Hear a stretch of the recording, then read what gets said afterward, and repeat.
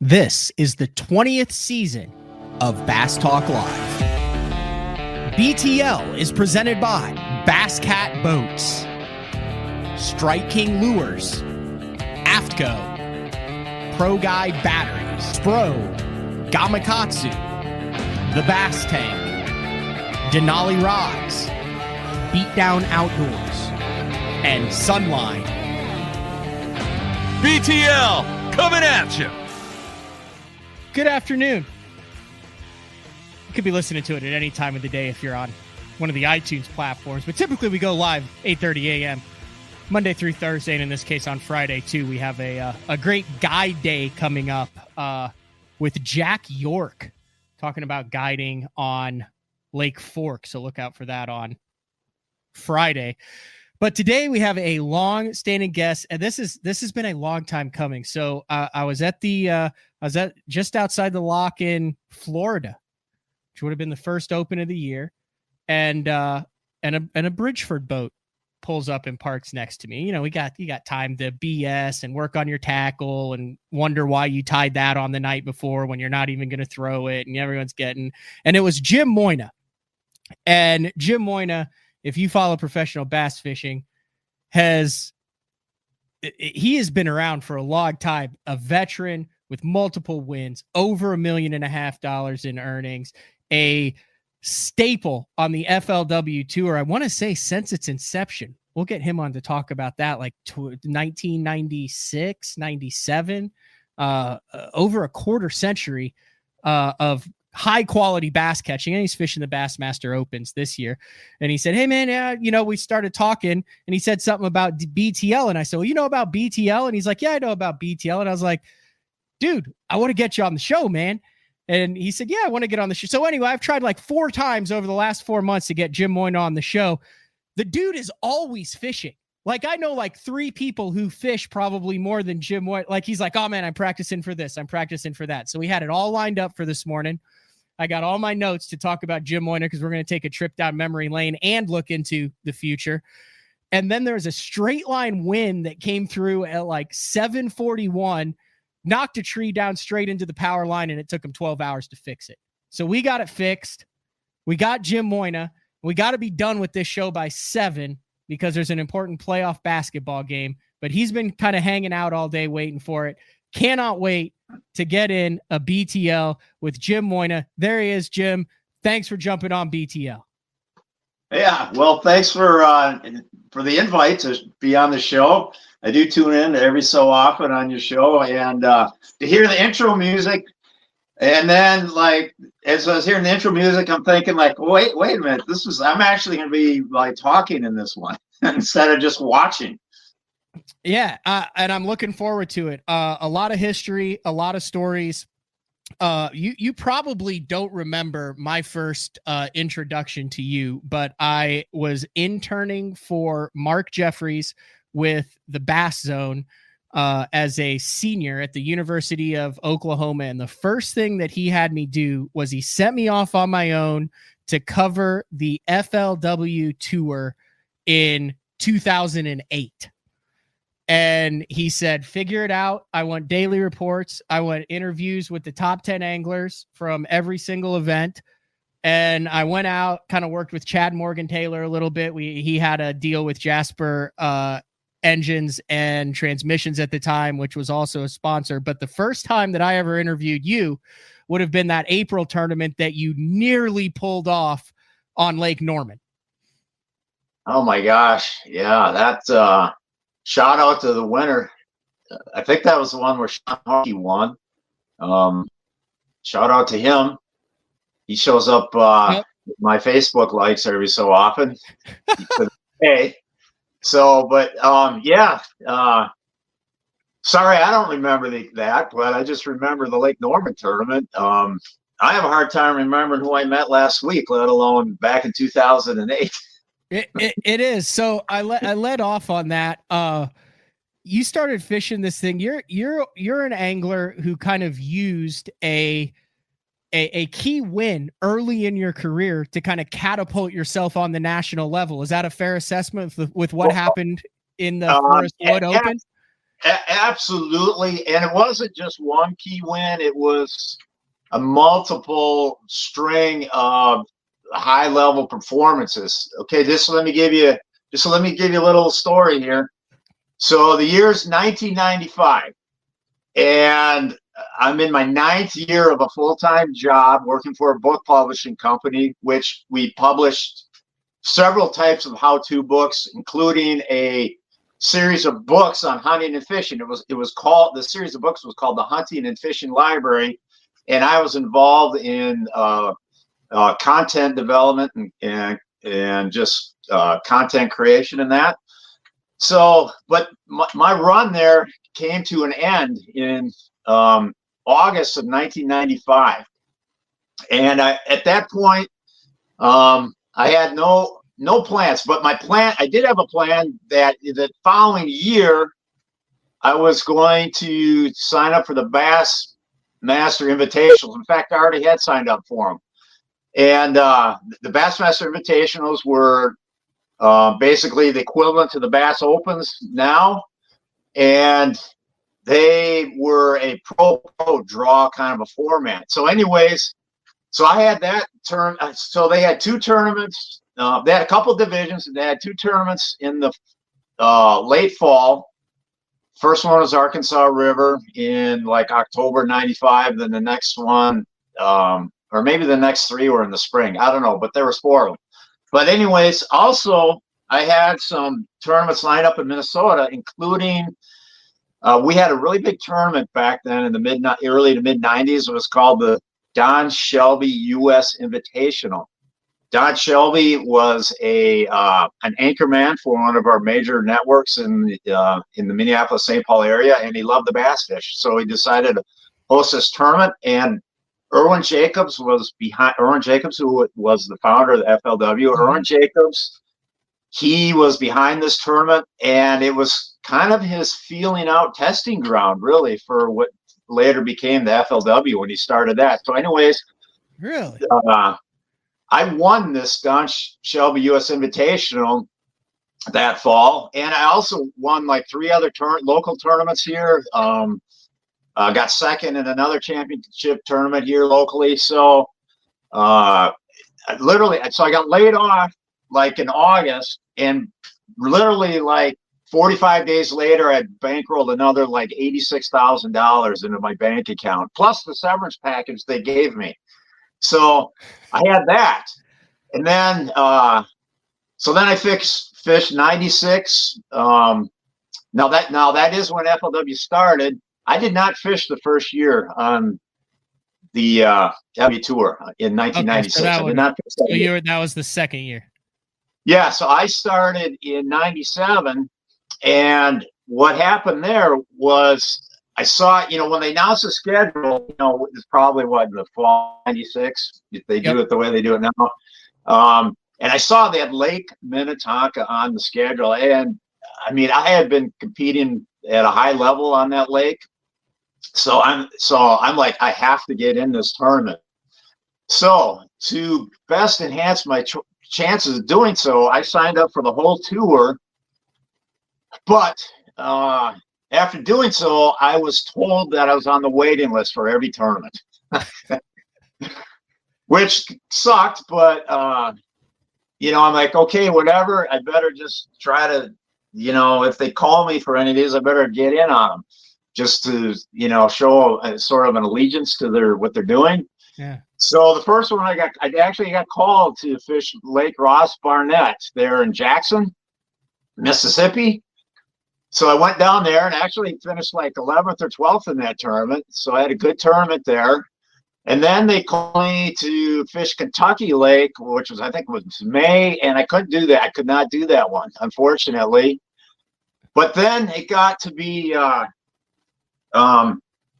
June, and June was the Lake Minnetonka tournament, which was deemed the Forest Wood Open. Well, it's not the same as what the Forest Wood Cup was, because the Forest Wood Cup in later years was the championship. Yeah. The Forest Wood Open was just a special tournament with elevated payouts and an elevated entry fee of $2,500 for a chance to win $200,000 first place. Can't do that anywhere this day and age. You ain't seeing that. You got that right. You're not seeing that anymore. So anyway, so it got to be June. I'm still on the waiting list for this tournament. And back then, there was no off-limits periods at all. So I just went about my business, fishing local tournaments out there in early June and, doing well.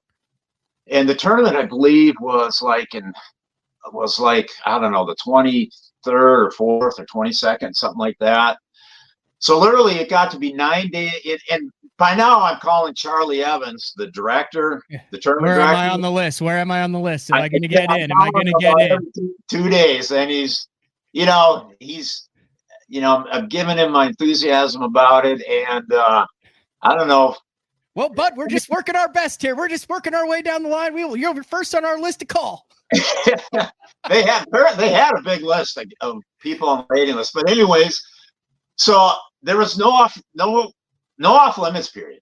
Yeah. So I'm like, well, I'm just going to start practicing. And literally like 9 days before the tournament starts, I'm out there every day for 9 days straight. And it wasn't until either the day before or 2 days. I think it was the day before, but it might have been 2 days before that I finally got accepted into the tournament. And boy, was I happy because I had so many schools of fish found. There was no stopping me, at least in my mind at that point. And as it turns out, I did win that tournament for $200,000. It wasn't as easy as I thought it was going to be, but I won that one. And then so that was a huge boost to everything. And then actually then the next year, I had also, by that time, I also qualified into the Bassmaster Top 100 level, which is the equivalent of the elites now. And so in the spring of 98 now, so we're 1 year later past my win in the Forest Open, I took, was it second or third in remember the Bassmaster Megabucks tournament? Yeah. Yeah, I took like second or third in that. So I got I remember it was like $38,000 or $39,000. It was like cash. Yeah, I just found it right here. It was $15,000 cash and then $22,000 merch, which was, I assume, a boat back then. Yeah, yep, exactly. And so I won that, and then they had the Forest Open again for $200,000, and I know I got second in that one, and I missed winning by one 12-inch fish. I had 4 fish, and it was a format where you re-zero on the last day, and I only brought in 4 fish. I think I lost by like 12 ounces. Oh my gosh, you did! You still won $100,000 though. I won $100,000 for that second place finish. So 2, 3. You're like $400,000 in a year period to kick things off. Oh my gosh. Yeah, it was everything. I mean, it was like a dream. I couldn't believe it. In 98 and 97 too. Yeah, in those dollar terms. So that money, and at that time I was starting I got married in 92, but now my first son, Jacob, was born in 97. My second son was born in 99, and we were in a little tiny starter home. So the money that I just won there, a lot of it went into putting a large down payment on a house. So and then plus I put a bunch in a bank account that I've just been bankrolling off of that ever since. Obviously that money's long gone, but it's been replaced with over the years. So that was that. I mean, you can't ask for a better jump into a. So let me ask you this, Jim. Was this what you wanted to do? Like, did you follow the tours? Like when you worked for the publishing company and all this, like, did you say, hey, I want to be on tour and become a professional fisherman? Or was this like kind of some opportunistic things where you were like, hey, I'm going to give. How did that, I mean, was this a dream come true, or was this something where you're like, holy cow, like this is lucrative and easy? Yeah. Well, well, obviously in my mind, I'm thinking it's lucrative and easy, but it had been on my radar, on my plans to do since. I remember sitting in high school French class reading Bassmaster magazine in the back row of the seating area. You know what I mean? So, yeah. And I still got an A in French. Okay, but and even in high school, when you fill out a little questionnaire for the career counselor, what do you want to do? I wrote down professional bass fisherman, and they're like, well, they don't even know what that is. Back in, I graduated in 1983. They don't know what is that, basically. Yeah. And of course, they're trying to steer you into something else back then. So, can you see the picture? Can you see on your screen? Is that a picture from like that 97, 98 time frame right there, Jim? That kind of looks like about that era. Yeah. Crew cut with the stash, and then you grew it out the back and shaved the stash off. Yeah, I did. Yeah. So, so the plans were laid out, and boy, that was quite the time. Back in the late 90s, I got two brand new kids. I'm at the top level of Bassmasters. I'm crushed these FLW tour tournaments, and boy, I had wind in my full sail, as they say, for sailing, I think is what. Now, was there any? Okay, so I'm wearing, if you notice, I gotta show me, because I have to give a shout out to Thomas Allen from In Fisherman, northern publication based out of Minnesota there. My In Fisherman Richardson 112 hat. Thomas, who works in Fisherman, he said, hey, I got something I want to send you. Send me your address. And it came in the mail. I've never been so stoked to get a hat. But I grew up in Illinois, Midwest, not as Midwest as, or not as kind of the land of 10,000 lakes in Minnesota, but I was an In Fisherman kid, and then I was a Bassmaster kid. But I'm racking my brain. Were there any other Minnesota kind of top level pros that you like looked up to at the time? I know that Bassmaster and FLW didn't really go up there regularly. Yeah, well, we did have, gosh, it must've been like 93 or 94. The Bassmaster top 100s came to Lake Minnetonka. I think it was 2 years in a row. David Fritz won the one year, and then Jim Bitter won the other tournament on Lake Minnetonka. So that kind of got that going. But as far as other pros from Minnesota at that time, we had Ted Capra, who he'd done some high level Bassmaster stuff. Mike Getting a call. We'll just kill that. Okay. Look like Sam. So we had Mike Artman was another one, and then Shannon something. I want to say Shannon Sharp, but I know that ain't right. It's a wide receiver there, Jim. Yeah, it was Shannon something, but no, there was a couple guys, but not like there is now. I mean, gosh, I can't believe how many guys are from Minnesota now, like fishing the elites. Wow. Yeah, it's wild. I mean, obviously Seth with the Angler of the Year. You got Josh Douglas, who's on the elite set. There's a ton of. I mean, you start naming them, you start leaving guys out. But Austin Felix, Bob Downey. Here's the quite the coincidence with Bob Downey. So where I live now is at the old family cabin that we've had on a 1,700 acre lake here in Minnesota. Bob Downey's families had their property for longer, probably. This property goes back to like 1970. I think theirs goes like to the 40s or something. But Bob Downey's family's got property on the same 1,700 acre lake out of 10,000 lakes in the state. So did you know him when he was just a pipsqueak running around the lake? No, I really didn't, because for quite some time, I really, I was only getting up here a couple times a season, and because I was so busy with tournaments and my family, my young family and that, so wasn't really getting up here. But I do remember one time Bob reaching out to like Facebook Messenger and saying hi and stuff and introducing himself. This was before he was on the elites, and I wasn't sure who he was and stuff, but I know who he is now. Yeah. So let me get this right. So from 98, basically, 98 to 2002. So 6 years, you've got a young family, you have these wins under your belt, and you're fishing the full FLW Tour schedule and the full top level Bassmaster schedule. Okay, well, we need to revise that.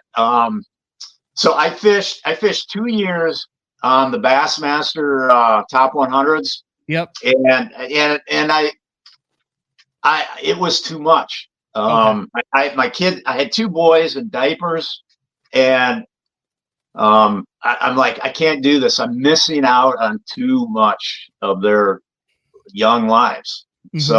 So I had to make a decision. Do I cut, do I keep with the Bassmasters? Do I keep with the FLW? And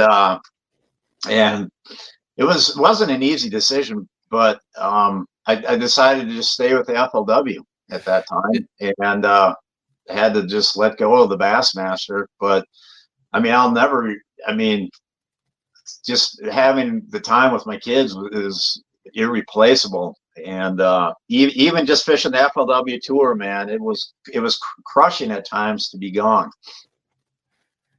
Did you feel a little bit more of a allegiance to FLW back in the day? Were you able to develop a relationship with Irwin through that early the Don Shelby tournament win that you said he was kind of a part of? Did you get to know him a little bit during that time? Not really.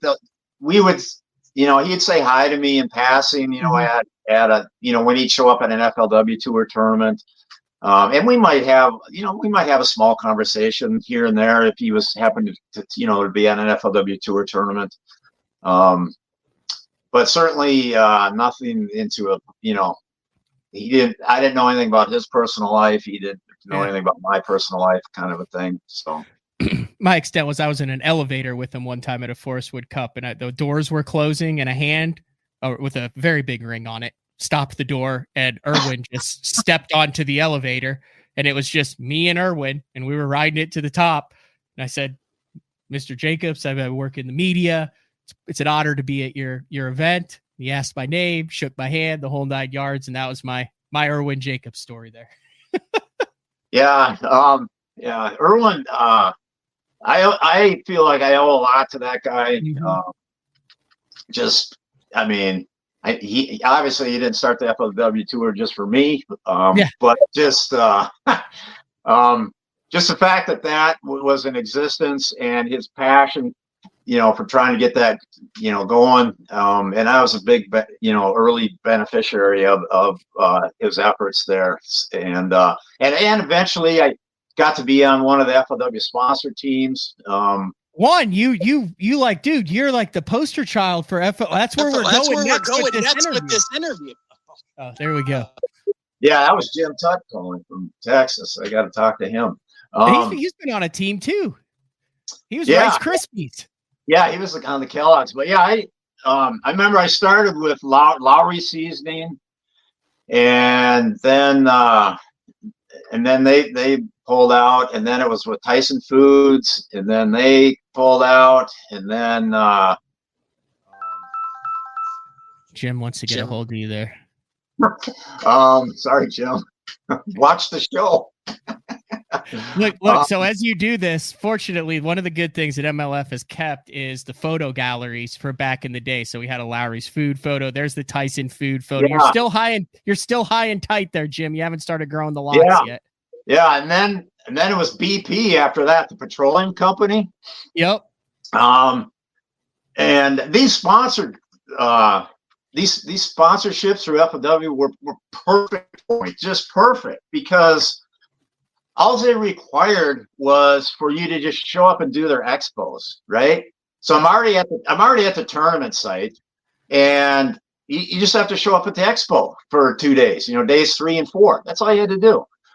And it was perfect. I didn't have to do any of the scheduling, no wrangling of this or that. It was just so easy which gave me all this freedom to, when I was done with the tournament and the expos, I'd get to just go home and I got to spend family time at home. So it was really almost a hands-off thing. And then the last one after BP, it was the Mars candy. So they had me in a M&M's wrapped boat and truck, which, man, that was quite the eye catcher. And then also Snickers. That M&M's, man, everybody would be taking pictures going down the interstate of me driving and stuff. It was kind of crazy. If you don't want to go here, you don't have to, but I'd just be curious. Those team deals, we've heard a lot about it. We've heard some guys who said that they were bad because it was through the corporate and you didn't get to. You've heard a lot of other guys said that they were really good. Like, what was a standard? Go to the heyday of FLW. What was a standard team deal? Like, are we talking $500,000, or are we talking entry fees and a boat and truck? What are we working with here, Jim? Well, I can only speak for myself. I don't know what a guy like Jimmy Houston might have been getting, or Larry Nixon, or David Dudley. The guys that really, were the major icons of FLW. But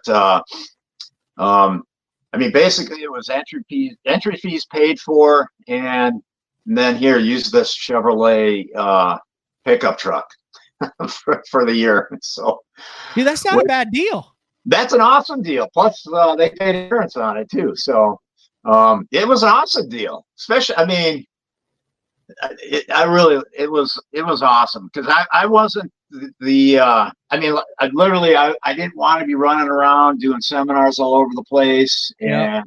And it was easy to do, to show up at these expos, and it worked out really good for my lifestyle back then, where I still had kids in diapers, and, well, I guess later in my career with FLW, they weren't diapers anymore, but yeah, at least, I can bring them to their hockey games, bring them to their basketball games. You still miss out on a few, but that's the way it goes. There was one hockey tournament I refused to miss that my son Matt was in. It's like, there was this big hockey tournament in Fargo, North Dakota, and I said, you know what? I'm going to that, and I'm going to go to this FLW tour tournament on Taylor Rock with no practice. so that's what I did. So I show up at the tournament meeting, meet my co-angler. Well, the first question is, yeah, how'd you do in practice? And I'm like, well, I didn't practice. And his face just went dead. It was like expressionless. He couldn't believe what he just heard. But I think I finished 26th in that tournament. It was a really tough tournament, and I just threw a all-terrain tackle football jig in my hand and just drag it for 2 days straight and got 26th place. What was it like during that time? I think FLW, and there's still a lot of people that are with MLF that are from the FLW days. I don't think they get enough credit for how innovative they were with their coverage. Now, some of it might have been a tad intrusive to the anglers, the boom mics, the battery packs, the hat cams, but you were there for all of that and got to experience it. Was it kind of the Wild West as far as Irwin with the Walmart money and the TV coverage, trying to figure out how the hell to cover this professional bass fishing thing from an entertaining standpoint? Yeah, that's I just did as I was told, if I happened to make it, a TV round or whatever. But I do remember making qualifying for the final day at Pickwick Lake back in 07, 08, 06, somewhere in there. And it was a cold tournament, and I'm running from McFarland Park, which is up by the dam, the Lake Wilson Dam. And so I'd run the whole length of the lake down the lower end where I was fishing. And it was cold. It's one of those mornings where there's like patches of cold fog, and it was just cold. And so I've got all this garb on, and then literally this battery pack had to be like 25 pounds. I mean, around your waist, which doesn't sound like much, but when you're standing and fishing all day, plus wearing all your heavy outdoor clothing, it's yeah. Glad I was a younger man at that time doing that. I could still do it now, but yeah, the guy had to be in shape for that a little bit. I also saw this picture. This reminded me. Remember when they tried all the different ways to weigh in fish? So like at some championships, they'd have you weigh your fish one at a time. Like on the final day, like everyone would round robin weigh one fish, and then you'd weigh the next one. Then remember they did this water weigh deal where you'd like put them through the tube into the. Yes, I did not. That water weighing thing just seemed too sketchy. Yeah, no, guys were not fans of that. And then like you're trying to prove how cool it is, and then you get one that just like deep throats a football head at 9 a.m. in a summer tournament, and it's just stiff as a board upside down in the water well. Exactly. Well, it's there. I mean, most you know how it is with our tournaments. Most of our fish are released alive after the weigh, but I remember there was, things happen. Live wells go out, whatever, or like you said, you catch a bunch of fish deep and I remember one angle, literally all those fish were just floating in there. And it's a bad look.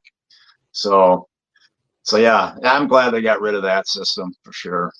But yeah, they had different rod, like back when I won that Forest Wood Open in 1997, it was, you put a fish in basically you had to beat the guy that weighed right in front of you. So the first guy would bring up one fish, and then the second guy would have to bring up enough fish to beat that one fish, and then you just kind of went around. And they had the boats like circle around the stage. So you sat in this boat that was set. It wasn't your boat; it was one of their decorative boats, and they had water in the live. We had our fish in the live wells. We had them. We brought them to these boats like in bags where nobody could see, and then you dump them in the live well so nobody could really see what was going on, just to keep everybody in expense, because you don't want somebody to see somebody dump a bunch of 5-pounders in, because then who's won the tournament. so anyways, you just one angler would bring his up, and then the next guy would have to beat his with either one big one or two average ones or whatever. So yeah, there's different ways they did things throughout the years. Go back and watch that tournament that you won. I can find the Forest Wood Cup in that year, but that year it was on Ferguson, right? Yes. Yeah. But I cannot find the Open. That's got to be Lynn Dollar. Yeah, Lynn Dollar. You watch Lynn Dollar's YouTube channel? You ever scroll through that back late at night, Jim? So I see a few of his. Some of his videos show up in my feed every so often, and those are fun. All right, let's make this full circle, and then you mentioned a couple things while you were talking about some of the FLW days that I want to circle back, mainly the football head jig and a couple other things. But 26 years full-time FLW Tour Pro, 14 Forest Wood Cups, $1.6 million in earnings between FLW and MLF there at the end. Talk a little bit about the end. We know that things started with bass, but you have not fished in a Bassmaster Classic. Was that a catalyst in making the move to the Bassmaster Opens this past season? Not really. That wasn't a catalyst. It sounded good in my head, Jim. Okay. The catalyst was, what's my best career move so I can keep doing this and maybe excel at this a little and have a little more success with it.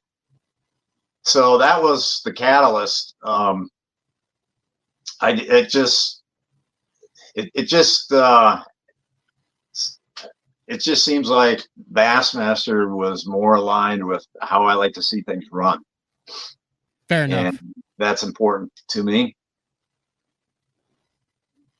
So I'll say this: all the tournament directors with FLW, I loved every one of them, and all the rank and file employees that I got to know and say hi to all the time. Love them all. 244 FLW and MLF tournaments over the career. All right, we're going to take a break. When we come back, I want to get into some fishing stuff. I want to talk Minnetonka. I want to talk football head. I want to talk kind of your style of fishing. And I also want to talk about how you can remain so passionate on the water after so many years without burning out. Because like I said, dude, you're like on the water every time I try to get you on the dang show. We can talk about that. You good with that? All right. It is BTL, a special afternoon edition, Wednesday afternoon, June 22nd, Minnesota's Jim Moynagh will be back right after this. The new Puma STS has been redesigned from the ground up. With the angler, design, function, and performance in mind, nothing on this new offering was compromised, and the only thing carried over from the previous version is the name. Based on the Soft Touch series hull that started with the flagship Jaguar, this new model is nimble and performs incredibly well at all speeds with either a 250 or 300 horsepower engine. Featuring a new 96-inch wide-body footprint, this hull measures out at 20 foot 7 inches in length. Industry-leading design coupled with tournament-winning performance. The Puma STS from Basscat. Feel the rush.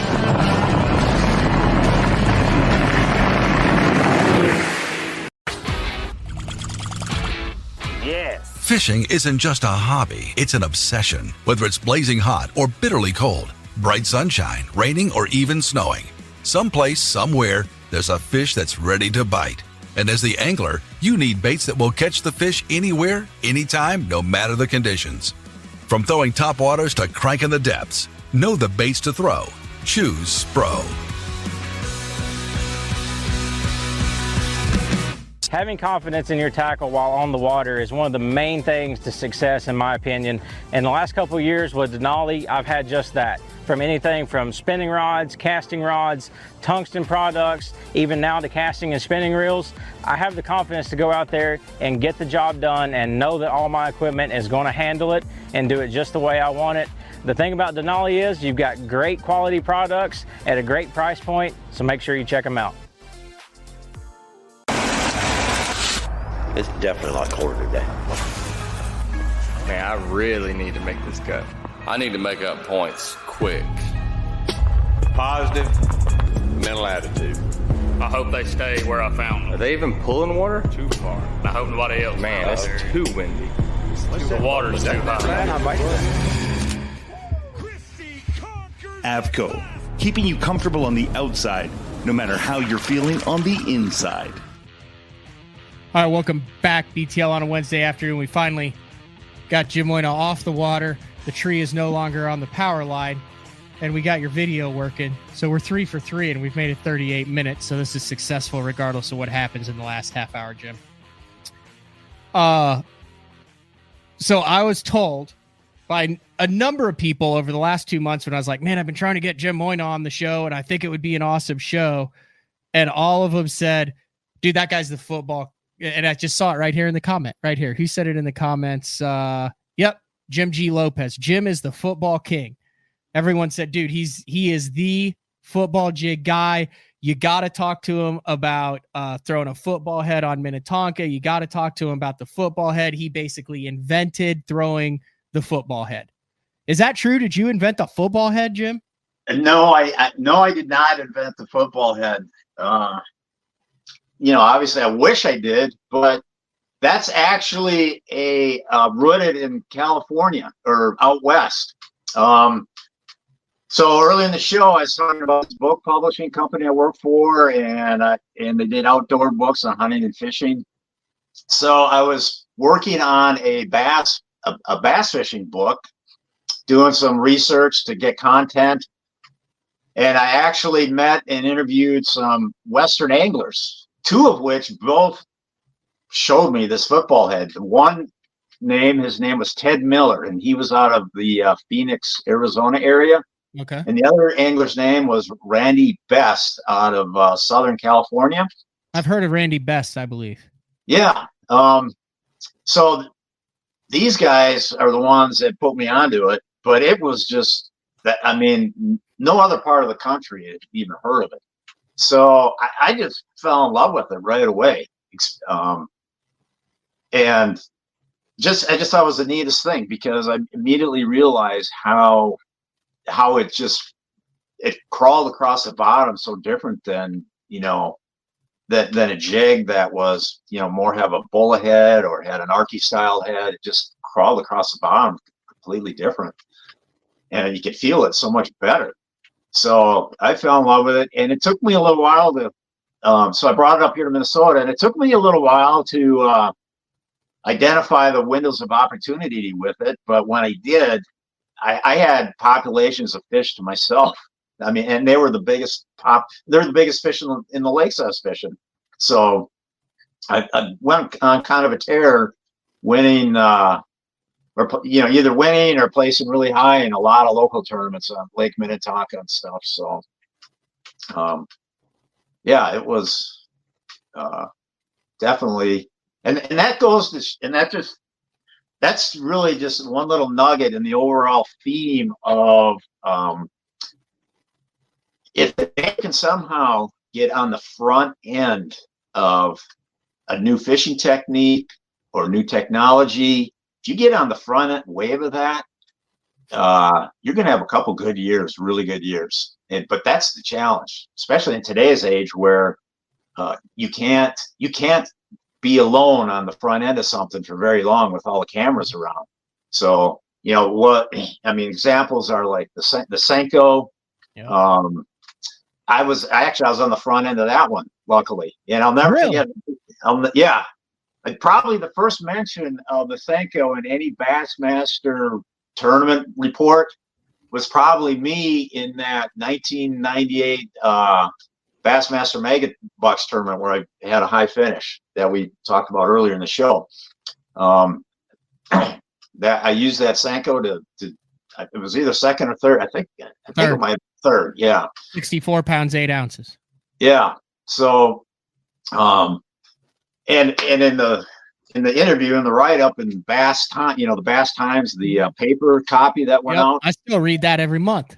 Yeah. I gave that up, but I didn't think anybody even pay attention to it because, and I don't know if they did at that time either, but you know what it looked. I mean, everybody knows what Senko looks like. It's like, what? This is going to catch me fish? Really? I mean, sure, it'll catch me some, but is it that much better? Well, I'll never forget. It was probably about 6 years later or so. I go to this tournament on Lake Table Rock, and all the chatter is Senko this, Senko that. I'm like, I was so mad. Man, because you had it under your hat for half a decade. Well, I thought I did. I mean, I did for a couple of years, but somewhere, in this part of the, here in this region, the Table Rock, Ozark region, they had, anglers there had gotten onto it, but, who knows how, but they How did. did you get onto it? I got sent like a sample pack from Yamamoto Baits. So Gary just sent them out to the guys that he knew. I don't know if I got it right from Gary or if it might have been part of that that fishing publication and that I was part of. We might have got some to, I might have still been working there when I got them initially, and didn't really use them. Probably didn't really use them the first year or two because that would have been 95, and then were you a Sluggo guy before the Senko? Yeah, I was. I kind of know my history. I know my history a little bit, Jim. History's good. History's great. So yeah, Sluggo went Sluggo and then Senko, right? Yeah. So let's go back to the, so I'm at Table Rock in the early 2000s, and I'm just disgusted that everybody knows about this. So I literally never threw a Senko for like the next 3 years. I was so mad about it, and that was a huge mistake. Because I throw it, I'm back to, I got back to throwing it and still throw it quite a bit. So weightless. Were you throwing it weightless back then, or were you putting a little bit of lead in front of it? No, back then it was weightless. That's all I knew. I wasn't smart enough to start adding, nail weights to it and stuff. So just Texas rigged on mono, 20-pound mono. I was throwing it, on mono, and a lot of Texas rigging. So, but then I did switch over to wacky rigging that, probably, most of the time I have been wacky rigging it mostly. So it must have been like after, even that Mega Bucks tournament, I might've been wacky rigging it. And here's why. So this would have been a Table Rock tournament. It would have been a Bassmaster Invitational that, and it was before I qualified for the top 100s with Bassmaster. So this would have been like 96 or 97. And I got paired in the invitation with George Cochran. Okay. From Gentleman George, the legend. Yeah. And so it was the third day of the tournament, and everybody fished all 3 days in those tournaments. So here I am paired with it's a pro draw. So I'm paired with George Cochran. And no, it was the second day of the tournament. That's what it was. I think, or was it the third? I don't know. It was the third. So anyways, I'm paired with George. And so he's wacky rigging a cream scoundrel, right? You know that one, right? Oh yeah. The one that looks like an actual earthworm. Exactly. So he's fishing that and a little hula drum. So, and I'm at this point, I'm out of the back of the boat because he's in contention to win. Yeah. I'm mid standing, so I'm just fishing out of the back of his boat all day. But I watched him catch fish on that wacky rig scoundrel. So of course, like, well, if he's doing it, I better start doing this. So that's so I started wacky rigging a lot of stuff shortly thereafter, and do a lot of it even now. So. Well, I mean, you were part of there during the Mecca, like that was the Wacky Worm Tour for a while there with Ayler and Dudley and Cody Meyer, Gabe Boulevard. Like, I mean, you guys went to Beaver Lake every year, Lake Norman regularly. Like, I mean, that was like the thing to do there was wacky rig a weightless stick bait. Like that seemed to be like a staple on the FLW tour for a solid decade. Yeah, a lot of guys. I remember talking to David Walker one time, and he just called it the Senko tour, FLW Senko tour. So, and then you got like Tharp and stuff in there, and Chris Lane, like the guys who started Bobby Lane, the guys who started to freaking braid and flip and all that. Right, but I was trying to do a lot of other things, but yeah. It's like I probably needed to commit more to that wacky rigging. But I'll say this on that Lake. You mentioned Lake Norman in that comment, and dude, I had this topwater bait that I was throwing up on docks. That man, I think we went there 3 years in a row, and I made the top 10 like 3 years in a row throwing this. It was a combination, throwing this topwater and also throwing a Senko under docks. So. Interesting. It was. So before we get off of it, we kind of talked, you went through all your sponsors, but like you've been with Bridgeford for a long time now. And I think they've got a very solid pro team that is in the public eye, both on the water and off the water with YouTube. I mean, obviously you got Matt Steffen and Randy and yourself. Talk about how you got with Bridgeford, because I mean, you're kind of synonymous with that brand now. It's your colors. It'd be weird to see you in anything else at this point of your career, Jim. I love Bridgeford and the people that run this fishing team. I love my teammates. My teammates are really smart guys, every one of them. It's like we usually have a team meeting every year where the team gets together with the management and we, discuss how the year went and discuss moving forward what we can do for the next year. And I always feel like I'm the dumbest one in the room. You know what I mean? I'm used to that feeling, Jim. These guys are so articulate and well spoken. They have great ideas. And it's a treat. I love going to these meetings because it's a treat getting to hang out with these guys. You know what I mean? So I'm hanging out with Luke Clausen, Matt, Randy, Joey Reeby from out west. That guy's a stud. He just won. He did. He just won. What was it? A one bass tournament on Lake Havasu. Is it Patek, who I just met? He's fishing the opens too. Who? Patek. Oh yeah, Brian Partak. Yeah. Yep, Partak. Yep, he was super nice. I met him in the bag line. He's the newest member, and I've gotten to hang out with him a little bit. And very sharp. You guys obviously have to have like some strategy meetings with Bridgeford, because I mean, Randy started the thing with 9 9 videos a day. And now Matt Steffen, he does a video every single day. And you are just along with everybody. You're doing basically a video every single day on YouTube too. Just kind of talk about kind of that stage of your career and then embracing the social media, because dude, you were doing this 15 years before you even knew what the hell Facebook was. And now that's like an integral part of every sponsorship deal that you have to have in professional fishing, it seems. Hey, here's a little historical nugget. I can guarantee you I was the first professional fisherman with a web page.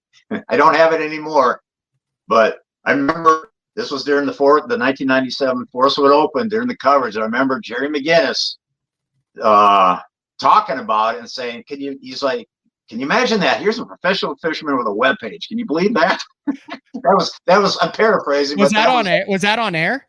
I think it might have been. Dude, I'm gonna have to dig into the Lynn Dollar archives. I would love to find that friggin' I think it was. I don't know if it made it on the final edit show, but I just remember him making those comments, and it might have been. I think it was actually out fishing, and they cut to an angler while he's actually out competing, and ask him a few questions. Jerry and Tommy, they would ask a few questions while the angler's fishing, and then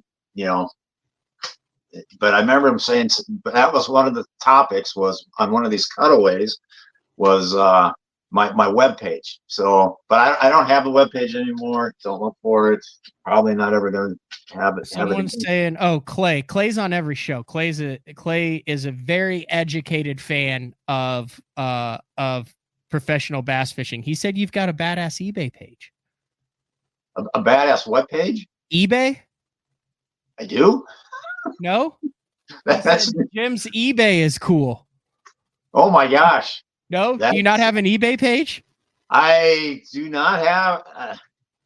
I'm looking on eBay. Here's a bunch of Jim Moynagh football heads for sale on here, but I don't know if you got an eBay page you don't know about. Son, it's a case of somebody making money off of me when. He's saying he said it's called Moynagh at the Lake. He said that's not the name of it. Hell no, that ain't me.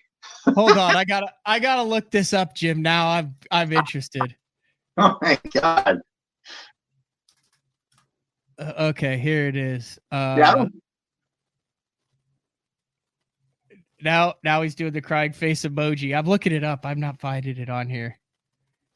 Here's someone named Moynagh who looks to appear to be selling cycling and clogging shoes. That's not you, isn't it?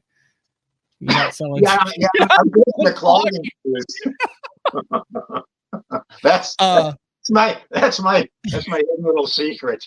I do want to mention this. So I think my buddy Bart filmed this with All Terrain Tackle, the Moynagh and Minnetonka, the story of a bass fishing legend. Was that Bart behind the camera on that deal? Yeah, that was Adam Partuzzi. Yeah, and, we call him Bart. Yeah, and I was really happy with how that came out. So that was a project by All Terrain Tackle. That was there. It is right there, guys. It's 40 minutes long. It's fantastic. It's well edited. It goes way more kind of in depth into some of the history of it. It gets you on the water. It's called Moynagh at Minnetonka, the story of a Minnesota bass fishing legend. And it's cool. It says every professional bass fisherman has a tournament that defines and catapults their career.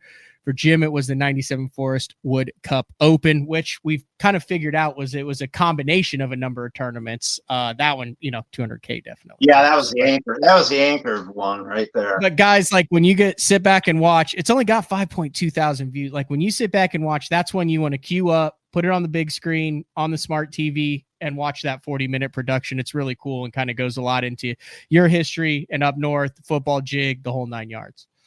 Yeah, I'm really, Adam did a great job with that, and I thank All Terrain Tackle and Adam for putting that out there. That was pretty cool. So what? Okay, Oklahoma, we still like football head is still a state, like it never went anywhere. I mean, it's not as prevalent because you're like, oh look, they'll eat a minnow now, but you still throw football head in Oklahoma.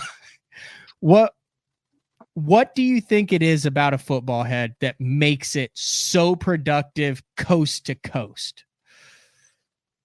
Well, it's a bait that helps you feel what the bottom's like. So you can it's easy to pick out the sweet spots with a football head as you drag it across the bottom. You can tell the difference between clay, between sand, gravel, bigger rock, and I don't know, it just helps you pick out those little sweet spots. And then not only that, it's the crawfish mimicker, so bass everywhere eat crawdads. So it's just the thing with the football head, you just need hard bottom. Okay, so there's certain fisheries where you don't have a lot of that, so it's just not even a possibility because you can't fish it through weeds and that. So it's a hard bottom bait, but where there's hard bottom, it's always an option. What is your 2024? What's your football head of choice? Well, I've been sponsored with All Terrain Tackle for many years, and that's my choice. In fact, literally a couple days ago, they had me put together a jig of the month. It's a new promotion they're starting. It's a jig of the month. I like it. You got a couple jigs of the month right there, Jim? What's that? You got some jigs of the month in your hand right there? Well, I got this one. So, and what it is they're going to have one of their pro staff guys put together a jig color combination that they don't have on the market.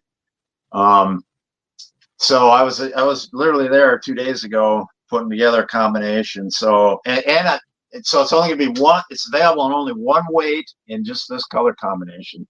So I don't know if this can show up at all. Put your hand. Oh no, that actually shows up incredibly well. Yeah. So yeah, we gotta do the epic Eric deal there where you put your hand behind it like he does on Smallmouth Crush when he shows off his June bug crankbait. Right. So that is a 3/4 ounce football head, and the skirt is kind of a light brown with some blue in it. So that's which I've used this probably more clear water than dirty water. But that's keep that jig right there. All right. Are you cool walking through it? Yet, but it'll be June. And then they're also talking about if you buy some of these, then you get a T-shirt with my face on it. Oh, I'm all in on that. Keep that jig right there. We're gonna do a little education here. So walk me through it. Day in and day out, if I'm gonna throw one size of football head, sounds like 3/4 is what you're going with. That is what I'm going with. If I got one size to pick, it's 3/4, and that's because a lot of the time I am fishing a little bit deeper water with this, and by that I mean like here in Minnesota, it'd be anything beyond the weed line, because like I mentioned earlier, you can't really fish this through the weeds. You have to be out beyond the weed line, and so you're catching smallmouth and largemouth on this thing out beyond the weed line, and that's typically depends on the water clarity, because the weeds grow to different depths given different water clarities. But generally, it's going to be 10 feet or more, and I just want my bait. And the fish are so often positioned right on the bottom that it's like, just let me throw a 3/4 ounce there and let's get that thing to the bottom right now where the fish are. So, and then plus with that at that depth, you just feel with a heavier bait, you just feel the bottom better.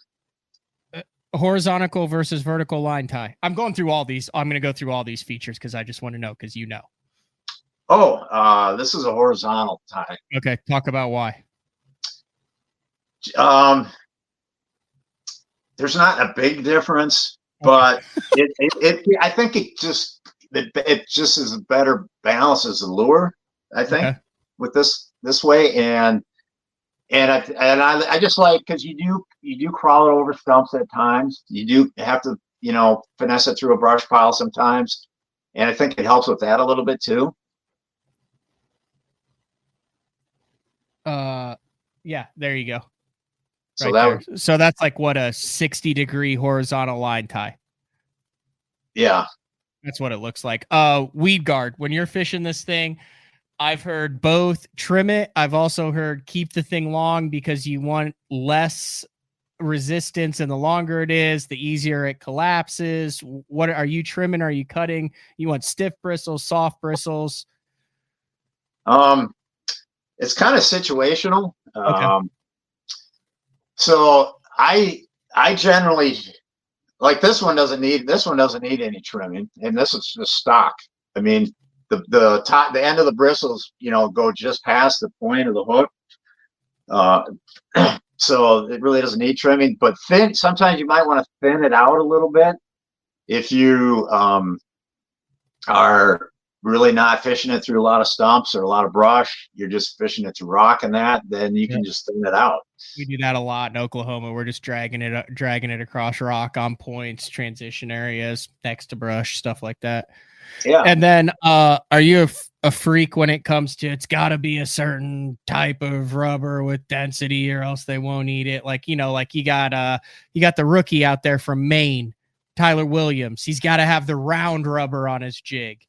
You got other guys who like a silicone skirt. Yeah, these are silicone skirts, and the colors are amazing with the silicone. I've caught tons of fish in silicone. I don't use rubber skirts.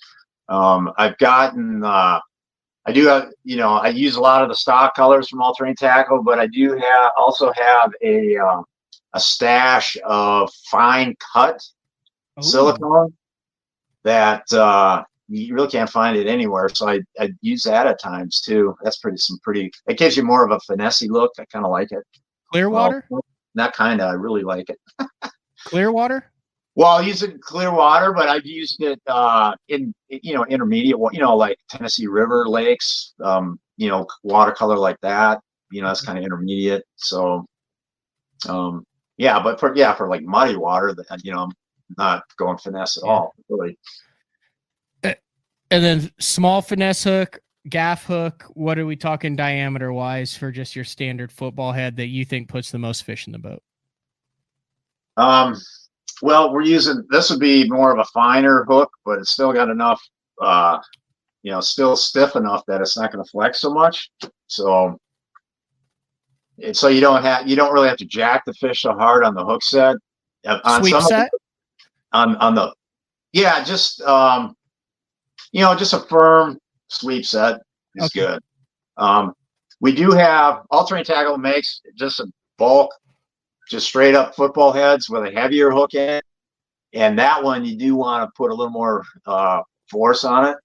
Those do not come with skirts. It's just like a bulk football head and without a brush guard. And that's where it's a 90-degree tie off on the top. The tie off's right on top of it. And actually, I prefer that one. If I know I'm going to be around, if I know there's going to be a complete absence of brush and stumps, then I'll go with that one, because that 90-degree tie off even gives you a better hook set. So, all right. So I ask you this because I've jumped off a $20,000 fish and a boat fish on a football head over the last 15 years, but both of them were on football heads on the jump, like first jump. Like I got them, I had them, they came up, they were like, oh yeah, we're worth a lot of money. And then boom, football head goes flying. And I'm like, dude, there's had to be something wrong. Like I'm always nervous on that initial lean in, got them, here they come. Like I've chucked so many big ones off on a football head over the years. You've lost fish. Oh yeah. Like, what's your hook to land? Like when you peg them, is it like yours? I'm just teasing. No, I've lost. Everybody's lost fish. I've lost fish on football heads. So you do jump them off on football heads. Sometimes it just happens because it's a big chunk of lead. Yeah, and which brings up a good point. I try to use I want to use the lighter weights if I can get away with it, because the less weight you have, the less likely they're going to throw that football head. So I try to use the lighter ones if I can get away with it, but sometimes it seems like there's just a triggering mechanism in those heavier ones that the fish respond to. So I feel like you get better hook to land percentages on the lighter ones than the heavy one, because that you get that 3/4 ounce flopping around. Yep. I also got some 1 ounce heads that had specially poured by All Terrain. They don't have those available, but I love these 1 ounce ones too. And you're playing with fire sometimes with those. I mean, yeah, I've lost some big fish on those things. But man, I've cashed a ton of money on them too. So there's one other brand that I think the only reason that I had heard about it in the professional realm was because it was I have no idea like if you're still with them, how long you were with them, what the relationship was like, but they had like unique baits. Salmo. Yeah. Yeah, I was with them for, I don't know, 5 or 6 years, something like that. I remember you always were throwing the Salmo baits, and I'd look them up and I'd be like, those are some interesting looking plugs. Yeah, they were. The company was, the owners were actually, and the owners were Polish, and they lived in Poland. And all the baits were made in Poland. So there were some really avid guys that ran that company. And they just had creative minds and did a lot of different things. That the top water bait that I mentioned earlier in the show that I like to use on the Lake Norman docks was a Salmo. And that thing worked really well. But I think they're still around. I haven't been with them for quite a while. The original owners don't own it anymore. So I really don't know what's going on with that company these days, but I still have a big stash of that stuff. Bunch of boxes of Salmo swimmers somewhere around there. Yeah. Yep. I got them. Okay. Little house cleaning. So you were getting confused with Brent Broderick, former Elite Series pro, who is Brody of the Lake, who has a thriving eBay business. I think that's what he does full time. I think it's just you both have the hair. So Clay got you confused with Brody of the Lake. And then a couple people in the chat also pointing out, I believe fellow Minnesotan Derek Remitz did a lot of damage in his Elite Series rookie win on Lake Amistad, and then followed it up with a second place in the next event on a football head. That's right. He did. That's right. He was using an Omega, I believe, at the time. Yeah. He had that yellow wrap with the brown Omega horseshoe upside down, but that was another Minnesota guy who made a lot of money on a football head. Yeah, I didn't know which kind he was using, but I do. Now that you say that, I remember reading that at the time. So definitely. But yeah. You got to do all your videos on that set, Jim. Like that looks like a diehard bass fishing Minnesota video set right there. Like the chair with the different colors in the background, and then like I want to know what's in those boxes behind. Like I feel like there might be some pre-Rapala wiggle warts in there, maybe a couple Lindy rigs like that. This is your set. Out of all the guests we've had on, and we've had KVD on with 95 magazine titles covers behind him. We've had Jacob Wheeler with the Schreider trophies.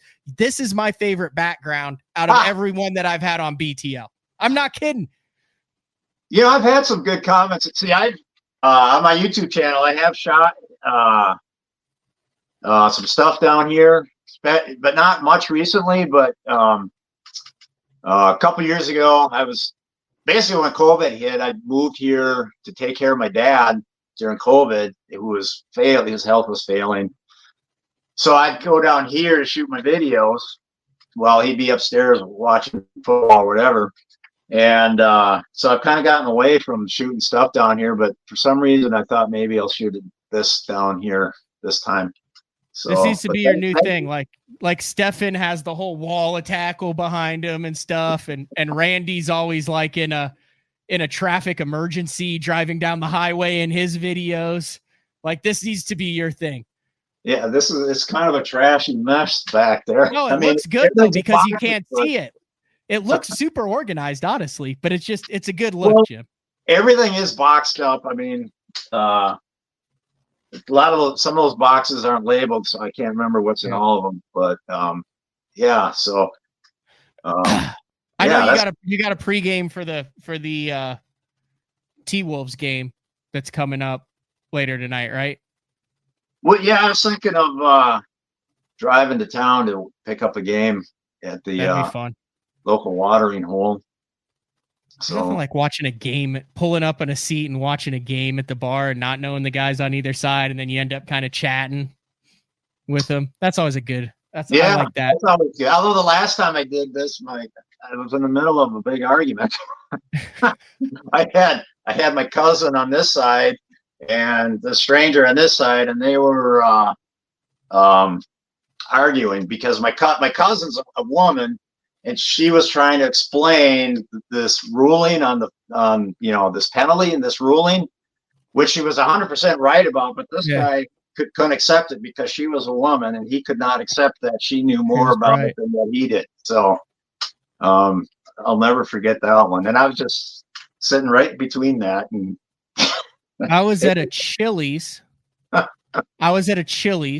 In Alabama during football season, and OU was playing, and it was right after they had announced they were going to the SEC. And I ended up at the corner seat. So like, here's the Chili's bar, right? So I'm at the corner seat right here, eating my egg rolls and chicken fingers. And I've got an Auburn fan here and an Alabama fan here. And I'm an Oklahoma grad, right? Yeah. So you've got these two, and I'm minding my own business, and I'm watching football on the screen, and they start talking just all sorts of crap about Oklahoma. They're like agreeing. You got an Auburn and an Alabama fan that are bonding over how crappy Oklahoma is, and they go into the state and the fans and the program and all that. And I don't say anything. I'm just sitting there eating my chicken fingers. You ever had those egg rolls? They have like the corn in them and stuff from. Yeah. It might be Applebee's. It was Applebee's, not Chili's. Anyway, so one of them turns to me. He goes, "Well, who are you rooting for?" And I said, OU, which they both went, "Oh no." Then he goes, "Where are you from?" I said, "Oklahoma." They said, "Where'd you go to school?" And I said, "I graduated from the University of Oklahoma." Both of them apologized to me. I said, "That's fine." But dude, I love that stuff. I love the sports stuff. Yeah, right. Love the sports stuff. I'd be remiss if I didn't ask you about Leach. You got to be like, you and Eastern Fothergill have to be the favorites going into Leach in the Open, right? Yeah. Before we do that, we're running out of time. Maybe we don't have enough time for this. No, we got plenty of time. It's totally up to you. I can go however long I want. It would a very current topic in my professional career right now would be. Right now, I'm basically, if things keep going the way they're going with my fishing this year, this would go down as the worst fishing year of my career. So call it a slump, call it whatever you might be, but this is a very relevant topic. And is it just a slump, or is it tied? I'm 59 years old. So is it tied into a natural decline in the, as I age? Is it tied into that? It's a real psychological wrestling match I've been having to deal with for the last. Have you run the stats, Jim? Have I run the stats? What do you mean?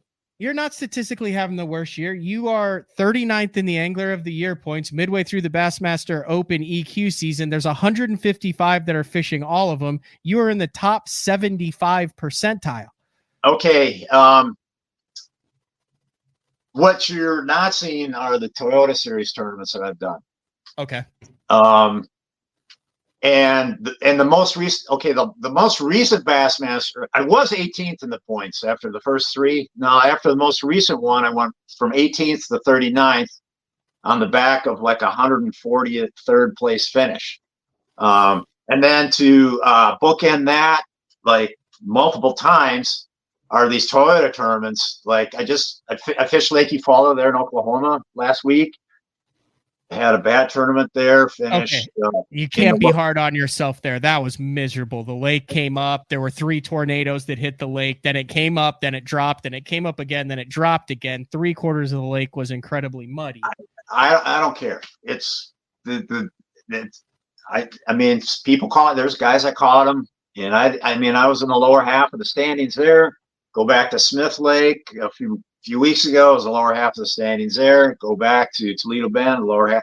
I mean, seriously, I've got like 4 in a row where I'm like, right at it. Like, there's only a third of the guys that did worse than I did, and that just doesn't happen that often. So, I mean, I might have one of those out of the year, but to string 4 of them together like that, And so then it's like, then you just start wondering, well, am I getting too old for this? Because there is a natural, it's just natural. Guys' performance starts to tail off once they get to a certain age. And that age varies a little bit from angler to angler, but I've always pinned the number 60 as the typical age where you start seeing, pros start becoming more inconsistent. They're still capable of a win. Mm-hmm. Like, for example, Rick Clunn in recent years, and I remember Guido Hibden probably 10, 12 years ago, all of a sudden he won Alabama. And so these guys, these legends are still capable of a win. Like, you can see Shaw Grigsby all of a sudden winning something, right? But consistency is the problem. And with this recent run of inconsistency on my part, it just is. Am I at that point? Because in my mind, I want to step away from the tournament game while I still have chips in front of me. You know what I mean? Mm-hmm. I don't want to put all my chips back. Give them all. But do you not? Is fishing the beautiful thing about tournament fishing? Is you are always 3 days away from totally forgetting the bad decisions, the slumps, the near misses. You're 3 days away from another trophy, 60,000, a Bassmaster class. Like, that's what I think the amazing thing about this sport is. Yeah, that eternal optimism. That's what we got to reach for. But man, I've really getting into a negative feedback loop to where this is not. I'm not proud of this at all. But at the last turn in Oklahoma, I really felt stupid because I kind of got into a little argument with a guy at the staging tanks before you bring up your fish to the weigh-in. There was some confusion as to how the line was forming and the end of the line, what was the front of the line, and it's so out of character for me. I just started harking on this guy because I thought he was jumping the line, and I just started mouthing off to him, and I wasn't even entertaining his end of the story, and it was just my frustration of just how the last month and a half of tournament fishing, because I've lost so many, man. The number of quality fish that have come off is. You're making good decisions. It's not like you're lost. You're making good decisions, and you're going, "What do I got to do to have something go my way?" It's just. I took inventory, and so I fished 8 tournaments thus far this year. 6 of those 8 tournaments, my biggest fish I've had hooked has come off, and in multiple of those tournaments, like my top few fish came off, the biggest ones, and that's just craters you in the overall outcome eventually. Yeah. And so that day here in Oklahoma recently, and the other angler handled it beautifully. He totally handled it beautifully. I give credits to that guy because he de-escalated the situation and myself. You're ready to go at it the way and like, hey, hold my fish. I'm going to beat this guy up. The things, hold my fish here. We're gonna key off next to the water bucket. Honestly, God, I don't know who I was at that moment, but I ended up apologizing to him and telling him I really feel stupid for the comments I was saying, and that was just not cool. But how much of it's luck? Like, okay, when Jeffries ran BTL, he would drive me nuts because he would talk about luck, and then I would always be like, oh, there is no luck. You make your own luck, remove controllable variables. But then the more and more I fish the opens, and the older I get, there are certain things that happen where I just go, I was unlucky. There's nothing I would have done differently in any way, shape, or form, from my line to my hook, to my rule, to my hook set, to everything. Sucker just didn't get it and he jumped off. That's life. Are you just in an unlucky streak right now? That's just it. It's like I wouldn't have played that fish any different. I wouldn't have done that. You know, I would have used the same rod, same line. You know, this is the setup that's worked for me. And like at this Oklahoma tournament, Lake Eufaula, where the frustrations came out at the end of the day at the tank. It was a tough bite. I hooked up 6 times. Let me see, that many times. I hooked up 6 times. 2 fish came to the weigh-in. 2. And I totally could have had a competitive bag. You know, you're going to lose fish, but single hook lure, treble hook lure, wacky rig, and then one other thing. But anyways, yeah. But it's just bait. But this has been the theme for this year. Just fish coming unhooked, especially the quality fish. And so you show up at the weigh-in with just a meager bag when it could have been a really, competitive bag. You know what I mean? But you're going to lose fish. But to just tournament after tournament. And so what eventually happens, like at Lake Eufaula, okay, my starting spot didn't pay off. Okay, so that was kind of frustrating. I'm like, okay, well, this ain't working. But eventually, 2 hours into it, I finally hook a fish. It's the first one I hook into. And with the muddy water, you can't see them. You kind of have the general direction of where they are. So I'm playing them on this wacky rig, and my coiler's right there with the net next to me. And he's not exactly next to me, but we're waiting for the fish to come up kind of between him and I. Well, all of a sudden it comes up about 10 feet, behind him. Back, he's on the front deck where I want him, but the fish jumps like right at the driver's console, and dang near hits the boat on the way up when it jumps, and it was like a 4-pounder, and of course it spit the bait midair, and I got nothing. And so that's when you've had this stuff constantly happen for like the last 3 or 4 tournaments. It's so hard to break that negativity in your brain. Like, here we go again.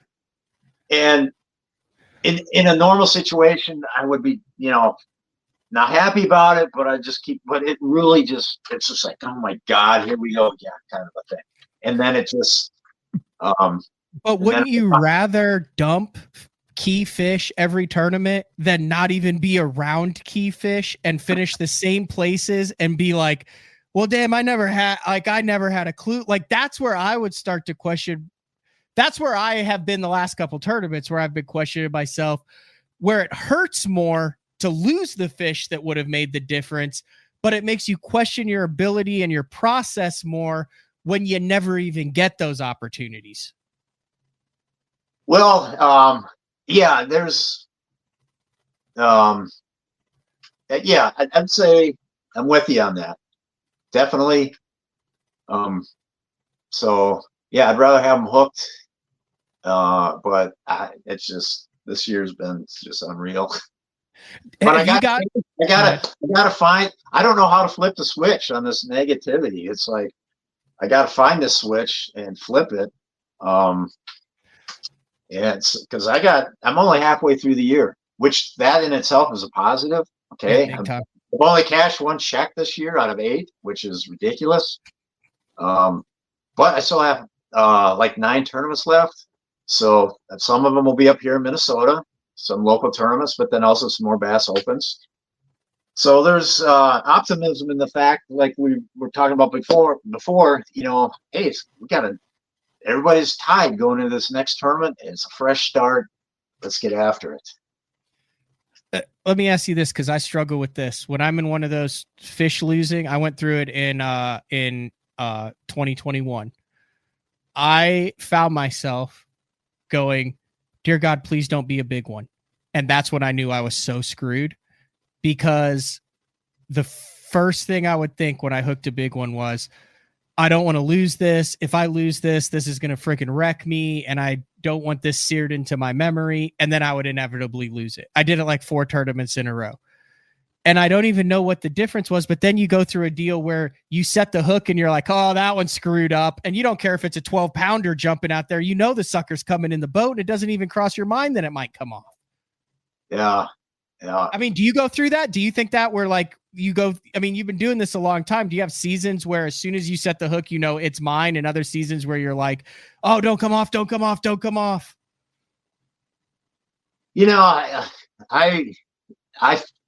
I fear them coming off just about every just because I've seen it happen over the years. You know what I mean? And I don't. It's this year. There's what I call soul crushing moments in tournament fishing, and honestly, God, I've been through a couple of them this year.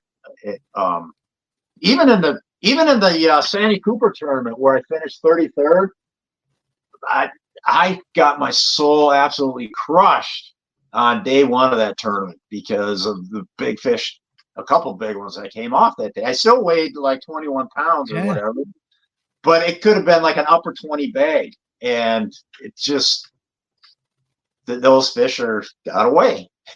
Like how big are we talking? Like, I mean, it's a fishing show. I love fish stories, so feel free to share. If you don't want to, you don't have to, but because that place, I could see how you could get into some issues with the big fish. It was. Well, here's the biggest one. I was throwing a wacky rig up to cypress trees where the fish would spawn. You couldn't see them because of the watercolor, but they're spawning up there. And literally, well, this is what happened. I knew I had like a 20-ish pound bag, and one of my fish was kind of smallish still, like a 2.5, something like that.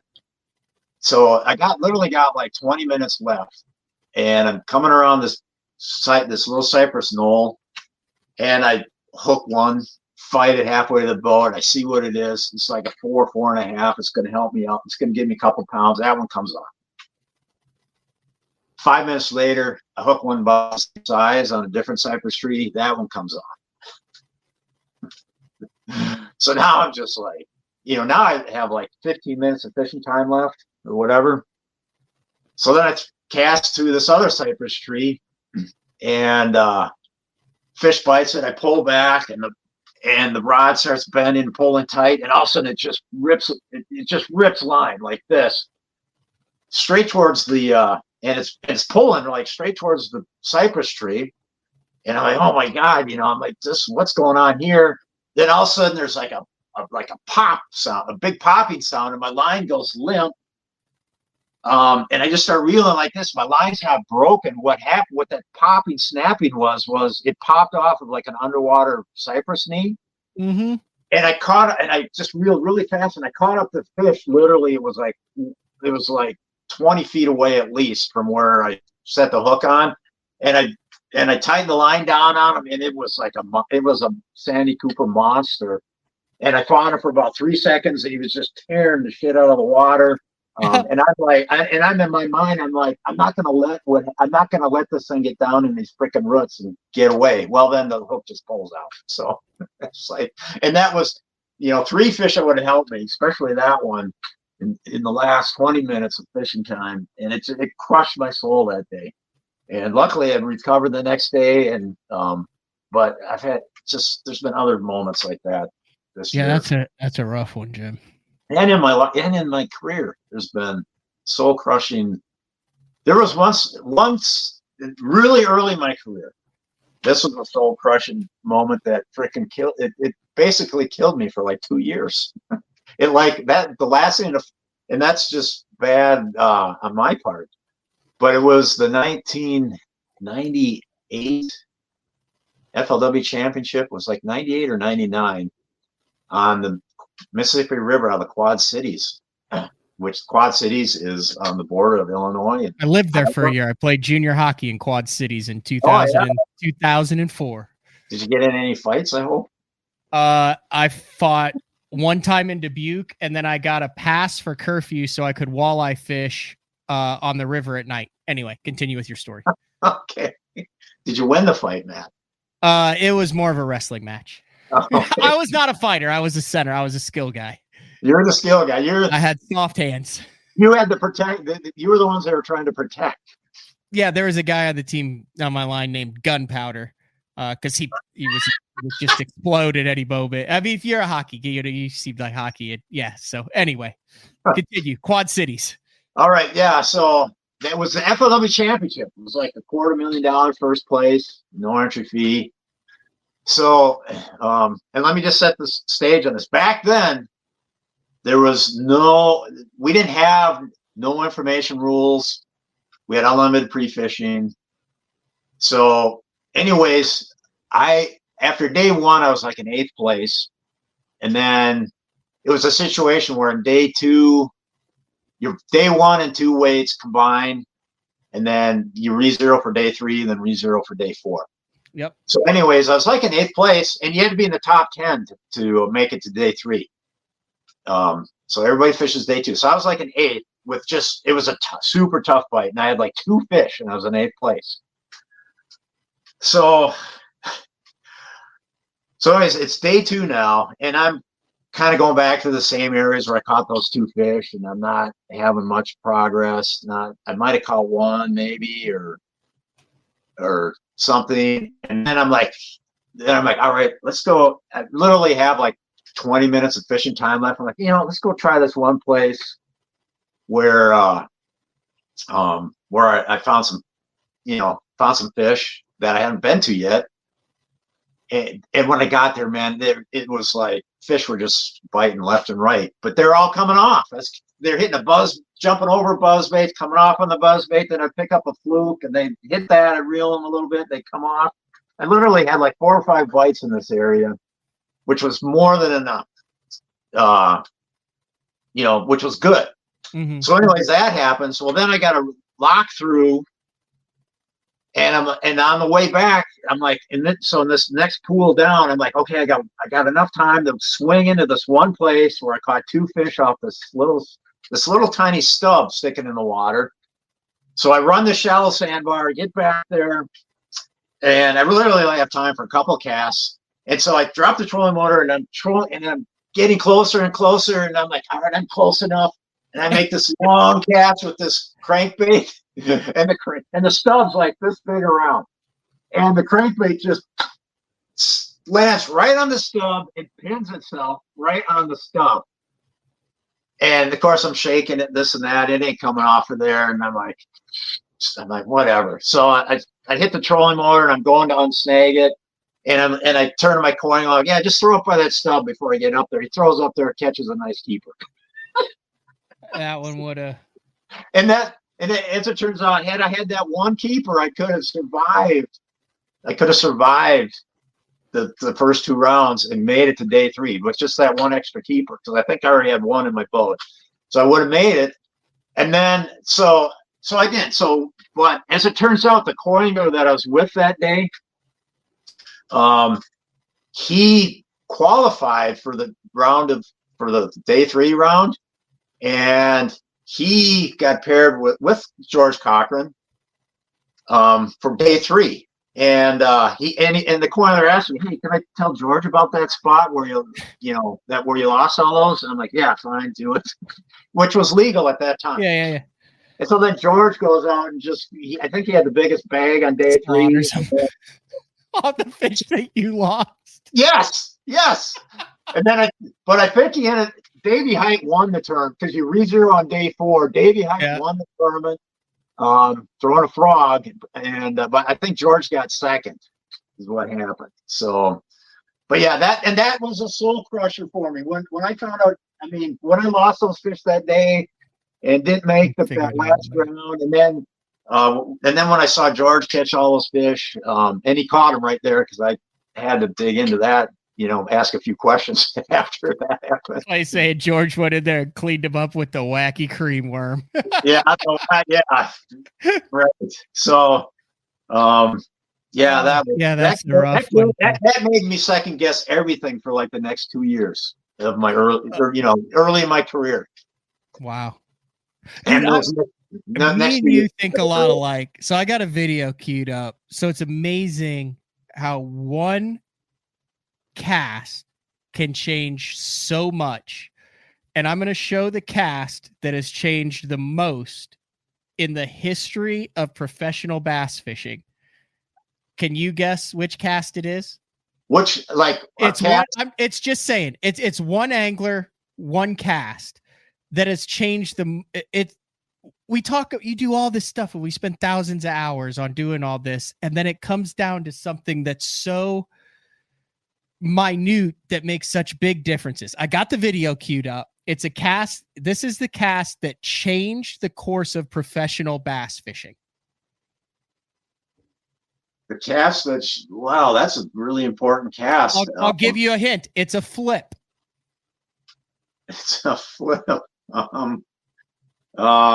That ain't good enough hint. There's a lot of flips out there. It happened in I'll keep giving you it. It happened in Alabama. Was it a flip by Boyd Duckett or something? I present you the 2007 Lay Lake Classic final day. Now, mind you, Boyd Duckett wins this tournament over Skeet Reese by 6 ounces. This is in the waning hours of day 3. At the time, Boyd Duckett is an opens or an opens angler who qualified. He was not on tour like on the Elite Series in 2006, right? He was like a Federation angler, wasn't he, or something? I don't. Yeah, he qualified through like he won an Open or a top 100 or something like that. So at the time, he was a very wealthy businessman with a tank leasing company. And watch what happens. This is 2007. Now watch. He's going to make his flip. Boom. Oh my God. I got one on.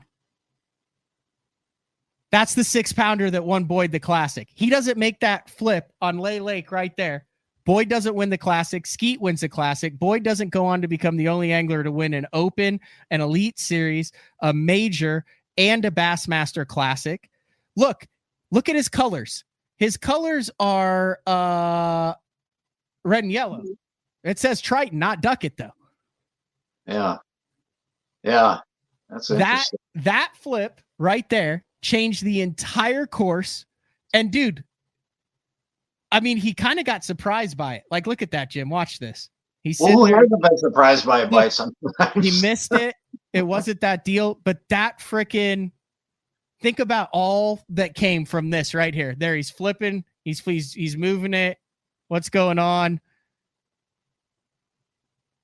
So you don't think he would have no, he would have won the Classic. Started the MLF without this moment? I don't think so. I don't think Duckett fishing would have happened. I don't think MLF would have happened. I think that flip, that cast right there, that 6-pounder is what started it all. He was still a wealthy businessman who had the. I mean, I'm just. I don't know that. I'm just taking what you just told me a minute ago. And I'm obviously hypothesizing, Jim, but I'm just saying, like, don't you think that winning the Classic and then fishing the Elite Series the following year and then starting the Duckett, like all of that kind of led to it, but started with that Classic, with that fish at the end of the Classic right there? Yeah, I mean, that's more than likely that's the case. But if he was indeed a wealthy man at that time, if he had the passion for bass fishing, very well he could have started something. Anyways, I always look at that. I also look at like difference in careers, like Gary Klein getting stuck in the lock in that Classic, like that. He'd had everything right. Like he had the Classic won. He gets stuck in the lock. He comes in. He doesn't win the Classic. Yeah, there's some weird fortuitous stuff that happens. Like Tommy Biffle trying to win the Classic. He comes in and Brian Kirchhoff edges him out by like an ounce or two and then dies in the plane crash 6 months later. Like, think about how much history that is. Like if Biffle had just like had a fish that didn't spit up a shad or like had one that weighed a couple ounces more. It's a lot of wild stuff in this sport that you can't rationalize. Brian wouldn't have been on that plane if Biffle had beat him, probably. Yeah. There's so much weird stuff that you can't make sense of in the sport, and you like try to control everything that you can, but just like sometimes wild stuff happens. There's so many variables out of our control that's why you see such variance in performance, because there's just so many things that you can't control that certain sports, certain sports the athlete compares or controls nearly every variable. Like a tennis player, I mean, they got control of just about everything. Mm-hmm. So the best tennis players are going to win most of the time. Yep. You know Harold Allen, right? Yeah, Harold Allen. He used to tow his rig with a El Camino. So anyway, Harold's gone through like open heart surgery, still fishes. He guides for crappie down on Toledo Bend. So I used to run with Harold when we did all the live coverage and on the water, and he'd always say, Matthew, You show me a dude who does good in every tournament, and I'll show you a cheater. He said he strung out in massive amounts. He goes, there is too much blank, blank, blank that could happen in this to do good in every single tournament. He goes, the only way you can is if you take the randomness out of it. He was convinced on that. He said, you can go on streaks. You can go on 2, 3, 4, 5, 6. He goes, but you don't go on years and years without seeing something, at least 1 or 2 little dips in there. Yeah, that's true. So was he still? Did he still have the El Camino when you were with him? Yeah. So he had a hot rod red pickup truck that he would tow, like a 1960s, 70s pickup truck that he would tow the Skeeter to. No, this was 2010, 2011. Okay. And he would stop and he'd get a bottle of Jack and he'd have his ice and he'd drink Jack and water and do wide open every single night. And then we'd go out on the water and he'd boat race competitors in the tournament. He'd boat race fans. He'd boat race people who didn't even know they were boat racing. He'd boat race any other boat basically while we were trying to cover the tournament. Wow.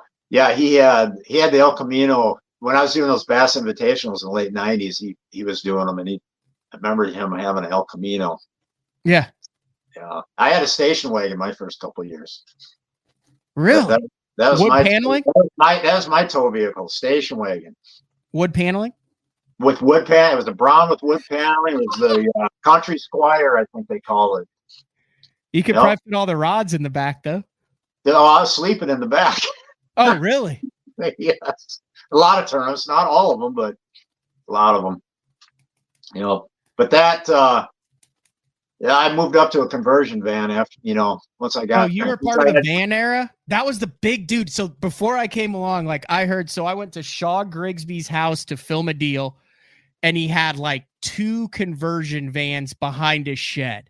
And I was like, what's the deal with those? He goes, those used to be the Cadillac of tournament travel. And I was like, what? He goes, dude, we all used to have the tricked out vans. He goes, those were 2 that I ran for 5 years. Yeah.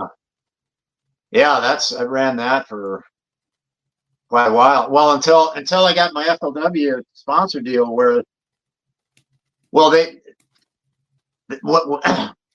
provided the tow vehicle with those team deals. So they let you have your choice, right, of what you wanted. So I told them, well, I want a conversion van. They're like, no, you can't have one of those. So then I'm like, okay. So then I picked a pickup truck, and then I had to go out and buy a truck camper to put in the back. So I've been in that truck camper ever since. For all the youngsters that are watching, let me see if I can. Why is that zooming so much? I don't want it. Okay, I'll just show this. That's the type of van we're talking about, the tricked out conversion van with the elevated ceiling on it, the running boards, right? That was the tow vehicle of choice for probably 20 years. Yeah, that's man. Yep, that was it. So, and they'd have a fold down couch in the back, which I remember I quit using that. I just throw a floor mat on the floor, because you take the middle seats out. So I just have a floor mat lay on the floor. That's what I did, which kind of sucked after you drove the van, because then the hot muffler was right below that. So if it was cold out, it was fine. But if it was hot out already, then it took forever for the van to cool down. I remember Kurt Lytle. I don't know if you remember Kurt Lytle.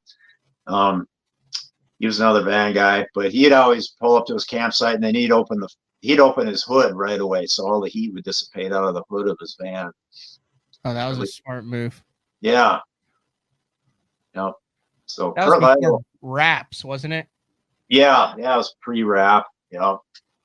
So Kurt Lytle, I think, was from Virginia. He fished FLW for, I don't know, 7-8 years, something like that. I remember him. Yeah. He was good. Yeah, he won. He won a couple tournaments too. Yeah, he was really good. Yeah.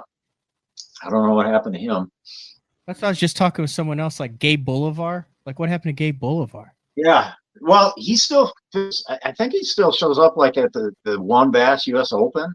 I think. think he still does Southwest. My God, look at all these amazing vans, Jim. I mean, dude, I wish you could click on each van and then it would tell the history of what has happened in the back of that van. Like, that would be the greatest website of all time. It would be, yeah, that'd be kind of like, it might lead to some arrests, actually. Like, I wonder what happened. There's a certain stigma about vans nowadays, especially nowadays. In the back of this 1992 GMC Vandura 2500 8-cylinder.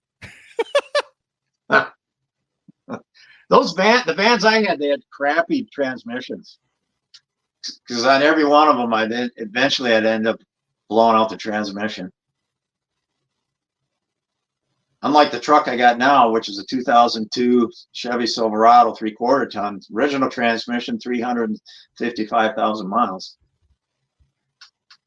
I just traded in my 2018 1500 with 320,000 miles on it, but I went through 3 transmissions and 3 starters. So well, I have gone through a couple starters, but you got me beat on that.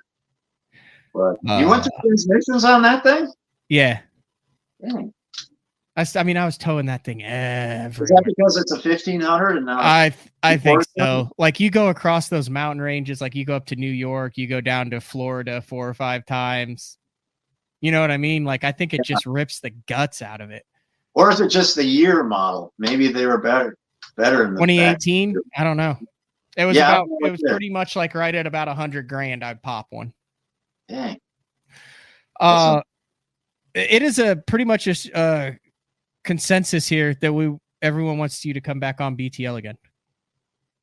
Oh, yeah. Well, I don't know what else I got to say, but I'll think of something. Maybe we can talk about how I won the last tournament I was in. Yeah.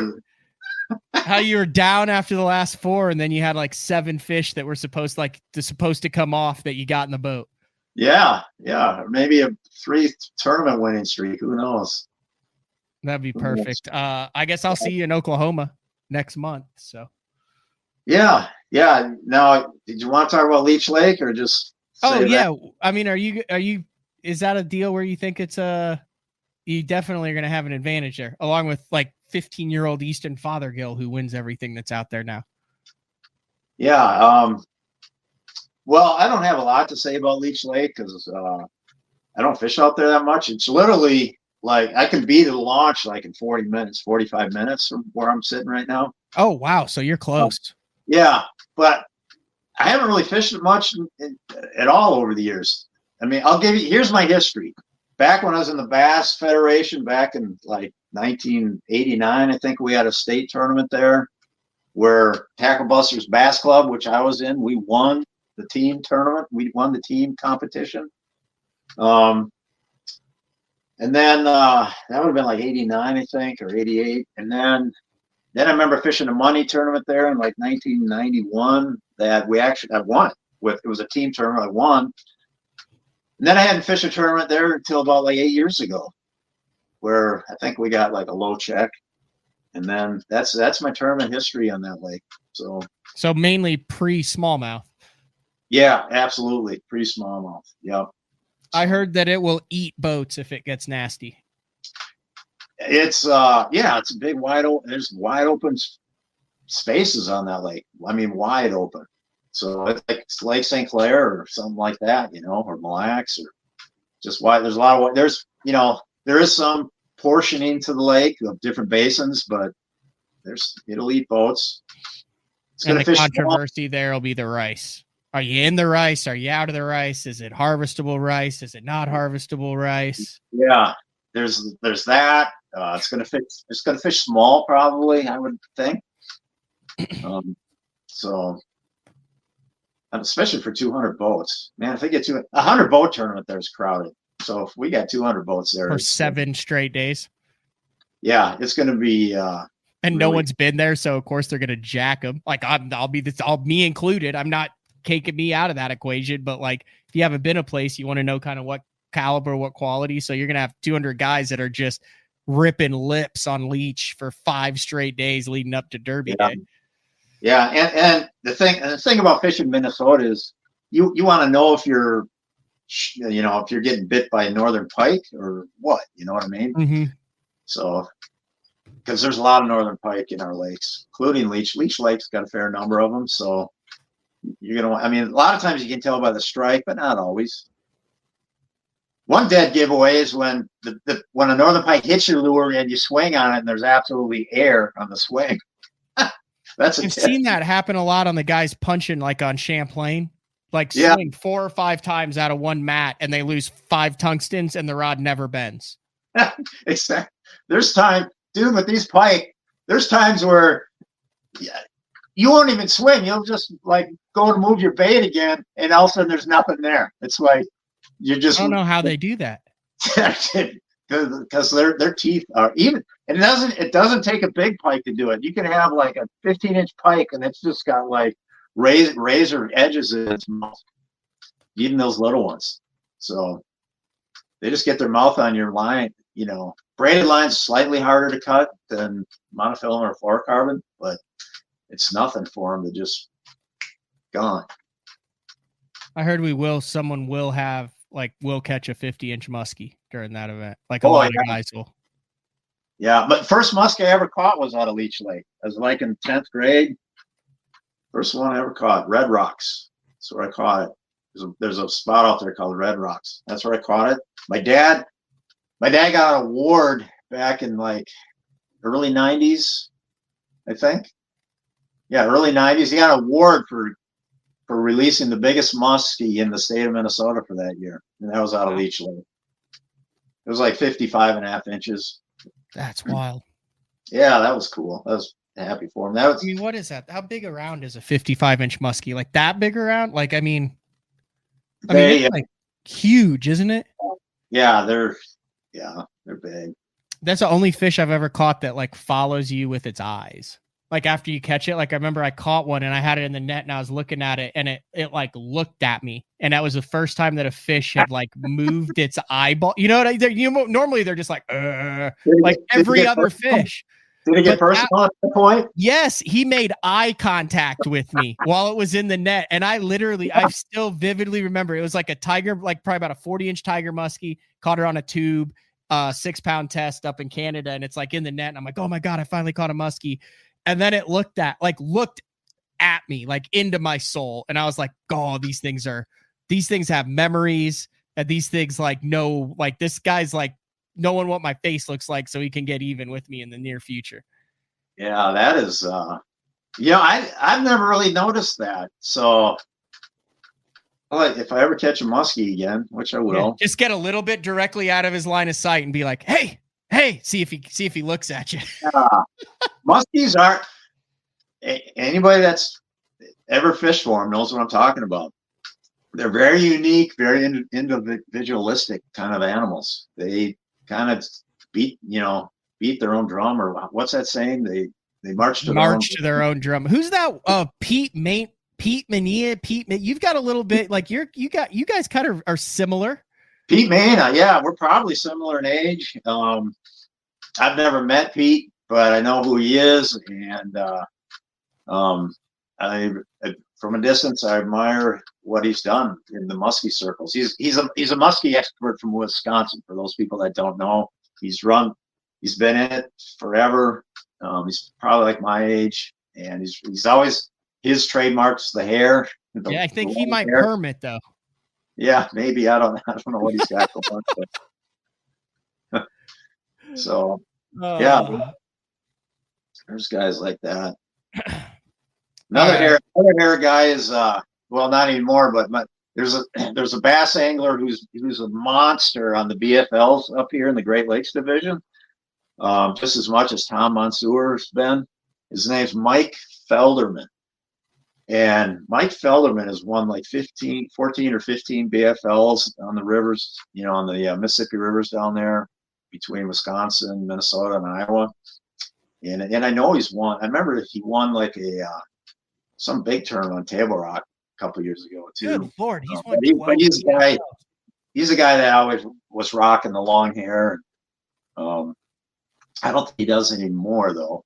No, I'm trying to pull it up. He looks. Just go to the most recent BFL on the Mississippi River. He had like 23 pounds. Oh yeah, won the tournament.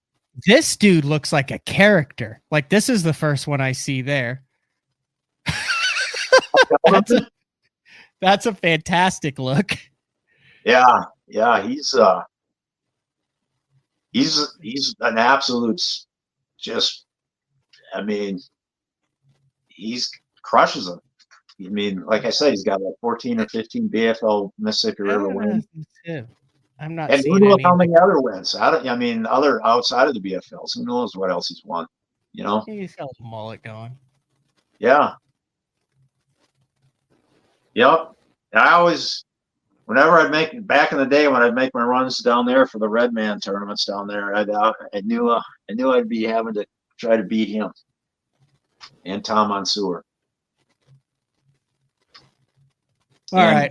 And everybody else, really, because I didn't know what he was doing. Well, yeah, that's kind of a blessing in disguise too, though. Like once you realize how hard it is to beat the guys, then you get it in your mind that it's hard to beat the guys. I think that there's something to be said for going out and not knowing and just being like, well, yeah, I mean, I'm here to win. And not understanding like the nuances and what it takes. Like you can't be afraid of what you don't know. Exactly. That's a lot of, the fearless competitor, which that's very much a youthful thing. Yeah. And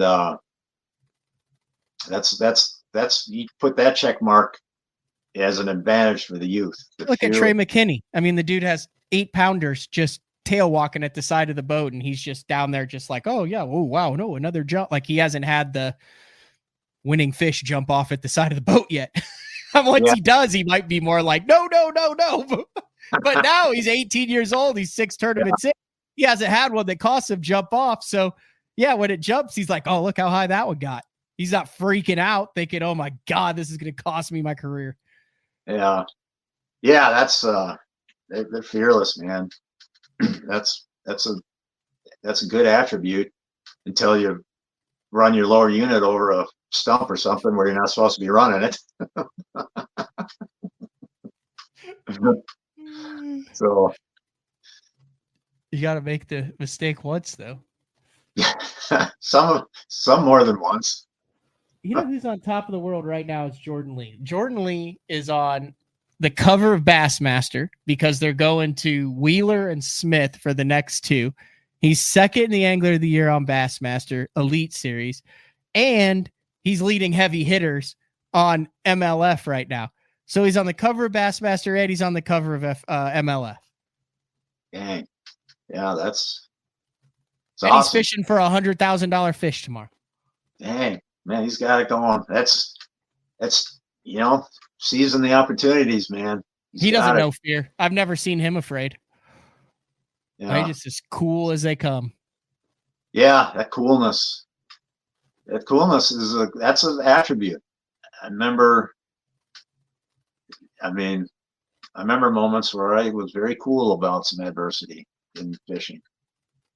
I can think of somewhere I was, and then I can think of somewhere I just had an absolute catatonic meltdown. And I guarantee I've got co-anglers that are still to this day going, let me tell you about this draw. Yep. Hey, we need some co-anglers at these Bass Opens, right? Wouldn't you agree? I agree. I am pro co. Yeah. I made a video, I don't know, 3 weeks ago or whatever, just kind of making a shout out there saying, hey, let's get some co-anglers at these Bass Opens. And a lot of comments that came back where they're like, well, it's no fun watching a guy stare at their forward sonar all day long. But I'm like, that's not what it always is, though, really. And not only that, don't stare at the guy. Fish. That's fantastic advice. We need co-anglers. It's just, I mean, the whole premise of co-anglers was, like I was talking earlier about the Bass Invitationals, it was a pro draw. And none of the pros liked having to share half the day, having to flip to see whose boat you used. So they finally came up a way, well, okay, let's let the pros have, every pro gets to use their own boat, but how do we police this, right? It's like, hey, well, let's just randomly pair them with an amateur, and that could be kind of how we police it all. So I think co-anglers is a good way to keep things in check, in my mind. I agree. I made a lot of good friends. Not that I've seen anything on the Bass Opens this year, that I've been doing it. I haven't, I have no reasons to think of anything's going, any sketchy things going on, but it's just, I've been around long enough. I've seen the Tony Christians, I've seen the Mike Longs, I've seen the, the sketchy things that Jeff Sprague has done and stuff like that. So, it doesn't hurt to have a second, another Jeffrey's white whale show before he chased this show for a solid 5 years was the Tony Christian show. Like he's like, dude, I just want to chant, like maybe enough time has passed. Like I would love to know, there's a bunch of stuff. Hell, that organization doesn't exist anymore. There's a bunch of stuff from like the organizational standpoint of how they handled it, from the way he cheated, from what was like that. I still think there's a lot of questions around that. He chased that story so hard and got real close to it, but just couldn't get enough people who were in the know that were willing to talk even all these years later. Well, you have to get Charlie Evans and Bill Taylor. Yep. I'm sure that's what Mark was trying to do. You get those two to sit down in front of a microphone or a video camera, and they are open to talk about it. That's your story. That's where it's going to come from, right? As far as I know. Yep. Maybe I should pick that chase back up. Yeah, I even thought about picking up that chase because, I mean, how do you feel? How do you feel about it when the tournament leagues like try to suppress, situations like that, and they try to cover it up and keep it quiet? I mean, I'm kind of against it. I think they should be open about it, and just to make it just the awareness of it so that people aren't. I just think the awareness of it will be kind of a deterrent. I agree. 31 events with FLW. He was an FLW guy back in the day. 31 events, 15 top 10s, 9 wins. Won 1 out of every 3 events that he entered, and top 10, half of them. $271,000, and all this still stands. I mean, I literally just Googled his profile. Like, it's still up there. Like and then it all came crashing down. Is that on MLF's website right now? Yeah. Just Google Tony Christian angler profile. Yeah, there it is, right there. Leave it there.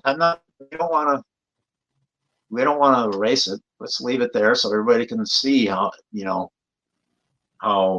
exactly what you just pointed out. Yeah, it's amazing. I mean, his pictures are up there.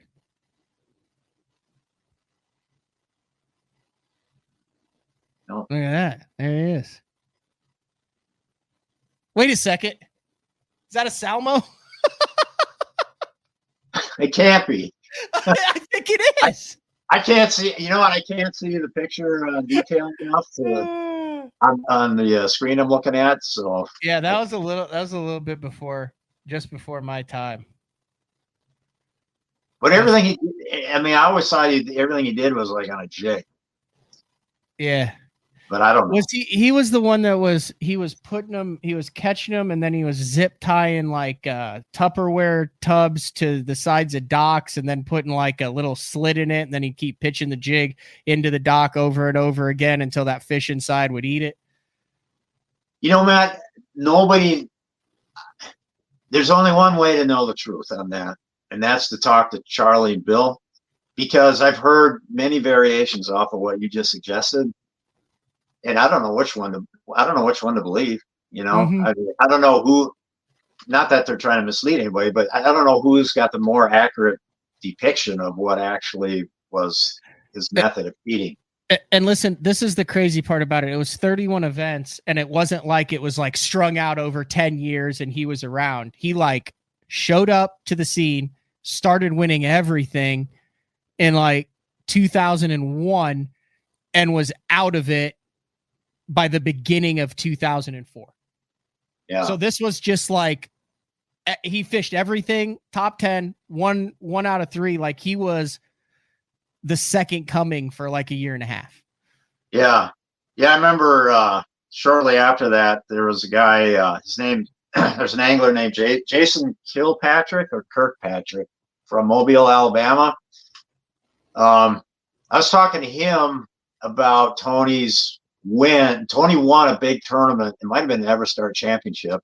He won a big tournament on the Mobile Delta, which is where Jason's home water at the time. And Jason was telling me how he knew something was up because Tony came in with like bass that were absurdly way bigger than what All-American. Won the All-American on that. What it was? Yeah, they were absurdly bigger than like the typical big bass catch for a full field of fishermen. You know what I mean? He had big bass. Articles are still out, bro. Yeah, it was like big bass every day. He had big bass like every day, and it was like way bigger than a typical big bass for that fishery. So, the articles, everything's still out.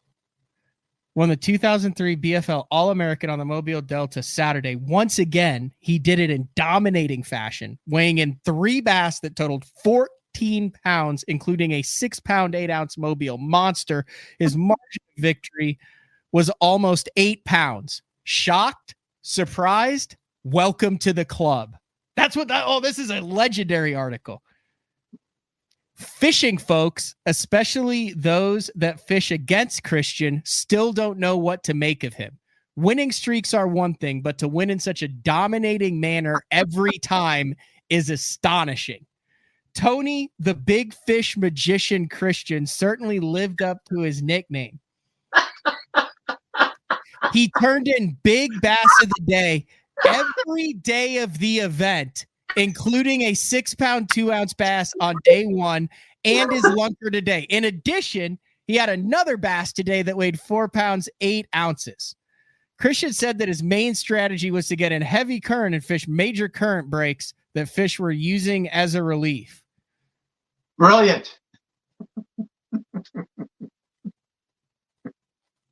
Here, do you want to hear how he caught his big fish? That is hilarious, man. Here's how he caught his big fish. Christian's how on fire is Christian? Here's just a sample of what happened today as told by Christian. Here's a direct quote. I was up there fishing that big eddy on the 10 saw where the big bank is, and I got a bite. I set the hook and the fish ran up near the tank around some barnacles and broke off. So I retied, and about 15 minutes later, I pitched up there again and got another thump. I set the hook, fought it to the boat, and landed it, and it was that 6.5. I go to unhook my jig from her mouth, and she's got my other jig in her throat. It's the same fish I broke. Well, yeah, she said it's the same fish I broke off. I think I can buy my baby 2 pair of shoes now, said Christian. I hope he did. You know, he's like, dang, that's going to take a while for that fish to bite again. He's like, it's swimming around in that freaking tub now with a freaking jig sticking out of its mouth. Yeah. And then you got poor Gary Brown, who was just elated that he caught a small limit on a buzzbait. Here's what he said. Here's what second place finisher, Gary Brown.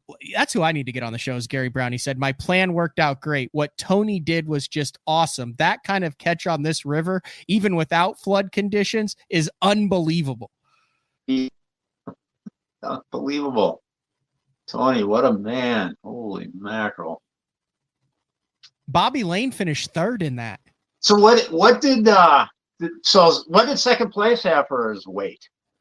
Does it show that? I don't know. Here, let me see what the results were. So I'm wondering what second place was compared to first place. I mean, Tony Christian had 8:14. Oh dear God. Tony Christian had 814 on the first day, 705 on the second day, and 14 pounds on the third day. Gary Brown went 7 pounds, 1 pound, 6 pounds. He finished second with 14 pounds. Tony Christian had 30 pounds on 8 fish. He won by 16 pounds. Yeah. Christian didn't even have to catch anything on the final day. He would have won. I mean, there are tournaments where first place like runs away with it, but we now know that this was fictitious. Just in this case, I haven't actually ever looked at this. That's wild. He won on Lake Martin. Let's see how much he won on that by. He always had like just a mega bag on the final day. Like every title is like blows away, dominates, shocks. Like he went 14, 10, 12, 20. And he wins by 15 pounds on Lake Martin. Yeah. Oh my God. Yeah, I was in that tournament. Were you really? Yeah. Oh yeah, you would have been. You would. That's an FLW Tour tournament. You just. It was an Everstart. Oh, that was an Everstart? Yeah. No, okay, I wasn't there. Bass Fishing World, take note. Tony Christian has arrived. What do you think this guy thinks about when he lays his head down at night back then? After he's won another tournament, what's going through his mind as he lays down? He probably just drinks until he passes out is what he probably did. Well, that'd be a safe assumption. Unless he was born without a conscience, then he's probably like, I'm the man. Yeah. I mean, those dudes who got caught walleye cheating, then got caught poaching deer like a month later. Yeah. So, I mean, Christian has been red hot on the Walmart BFL circuits, and now he's taking the Everstart Eastern Division by storm. In 2002, Christian won 5 BFL events, including the regional. The Everstart rookie finished 7th on Okeechobee in January, and now has claimed his first Everstart. His secret and uncanny ability to catch big bass. Yeah, that was Mike Long's secret. His uncanny ability to catch big bass. So the next time you see that I was going to say something that's probably not true, but I was going to say the next time you see somebody described as having an uncanny ability to catch big bass, you might want to be suspicious of that person. But I wouldn't say that. I think it's so much easier now with the cameras. I retract that statement. That's fair. Yeah. A lot of stuff though, where there's smoke, there's fire. Yeah. Like you feel bad for all these second place people. Like you look at them and they just look like beleaguered. Like here's local Wayne Waldrop, who had a chance to freaking have Everstart glory in 60 grand. And Wayne just gets absolutely smoked in this tournament. Like he's not even smiling. He's holding up the fish. He knows he's so far behind. Yeah. The guy could have had a career, life-changing moment, perhaps, taken away from him. I will give MLF credit for putting all this stuff out on the website and keeping this stuff up. Like this is some badass history. They do get credit. I love that they keep that up there because it's part of the history, and you can't just erase this part of it because it happened, and it's a reminder that we need co-anglers. But he did this with cameras. He did it with cameras too. Yeah, so he was like totally next level. That's for sure. But still, having co-anglers just, as we know, 99% of us all are legit and toe the line. Yep. But co-angler keeps guys from dipping into the gray areas as much, and just keeps the integrity of it together. I'm just seeing if he ever won a close one. Here he had 20 pounds on Hartwell, and that included a 7-pounder, and second place was 14. It's that uncanny ability to catch the big ones. Yeah. It's just every freaking tournament, big bass, blowout victory. Yes.